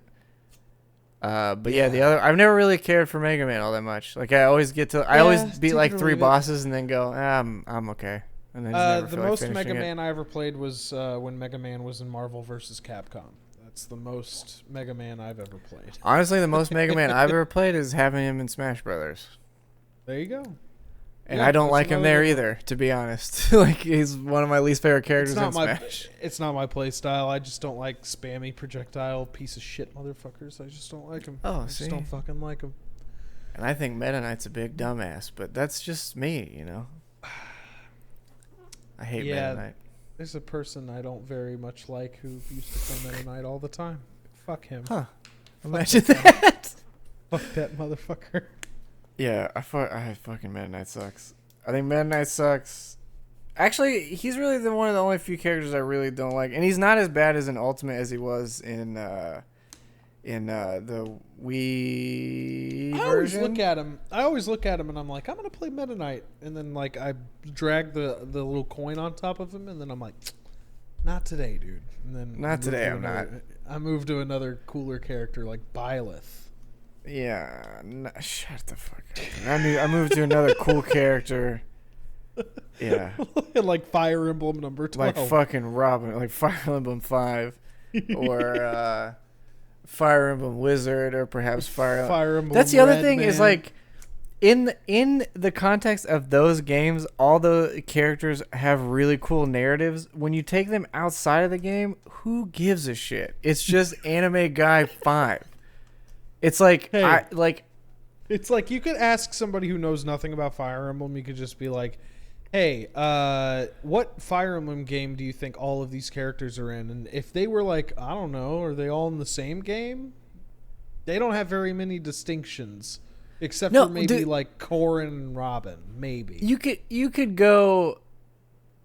No, the thing is these aren't even the most interesting looking characters. There's like in Fire Emblem, like Fates, there was like a whole tribe of like more savage stuff, and there's another tribe of like more samurai dudes.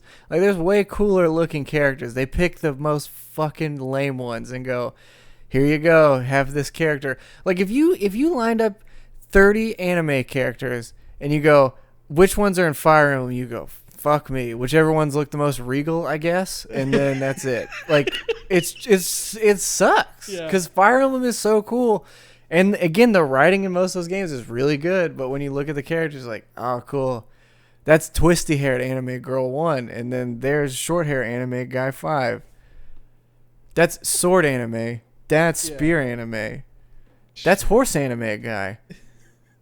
It's like fucking. We don't. Again, Smash Brothers is so cool and interesting. It's just it makes a cool and super diverse thing very lame by adding all of these in there. And the other thing is like who's calling for it is the other question. Is like, is Nintendo really like, you gotta put another fucking Fire Emblem character in there? If Sakurai said during the Byleth reveal that he's always been a big fan of Fire Emblem. So I think like it's just him like being a huge fan of the series and just like throwing it in there. Motherfucker, you get all those games for free, man. You work there, man. It doesn't mean we have to play them. Fuck. Yeah, because he spent like the Violet reveal. He spent like an entire like 10 minutes just explaining the backstory of Fire Emblem and the weapon triangle and all that stuff. Great, man. It doesn't affect this game at all. Here's what you should do.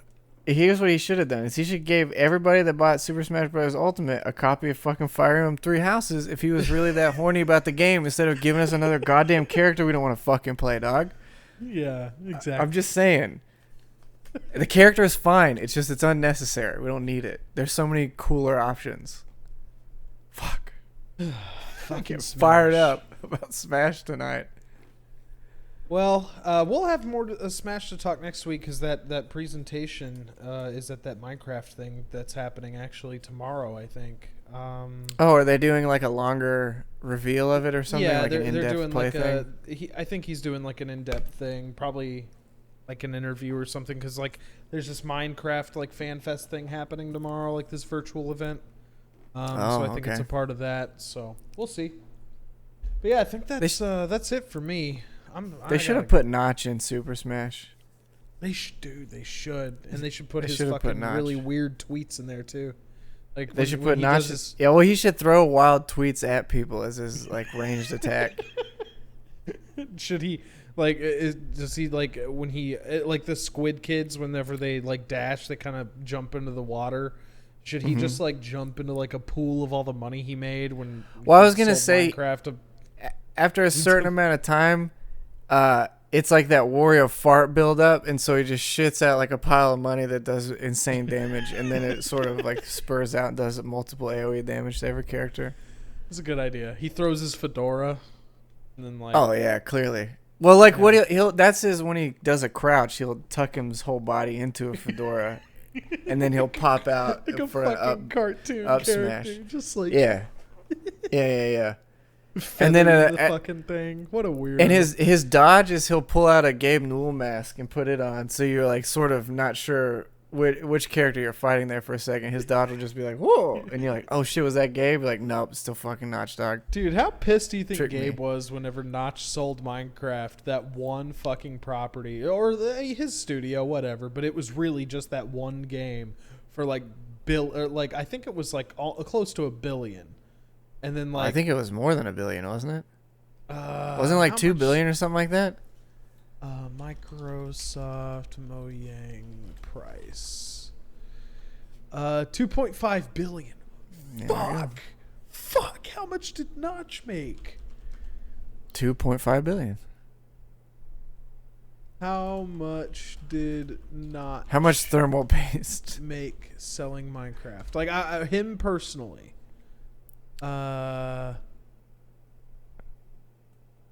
Let's see. He said, I mean, a 70 million party pad, but that must be just his house that he owned or bought or whatever. I guess it was just his studio, so it was just like straight up him. Yeah. Just like, fucking give me that. Well, didn't he make Minecraft on his own and then made Mojang after the fact? Yeah. And then he showed off in that movie about Minecraft, that space game that he never made. It's kind of funny if you watch that movie now, because it's like the big reveal at the end, and it's like, we're hard at work at this new game, and it's like footage of him, like you kind of see the screen and what he's doing, but it's really like focused on his face, and it's like they didn't want to show you too much, and it's just like all that fanfare for him to just like bow out and fucking never make games again.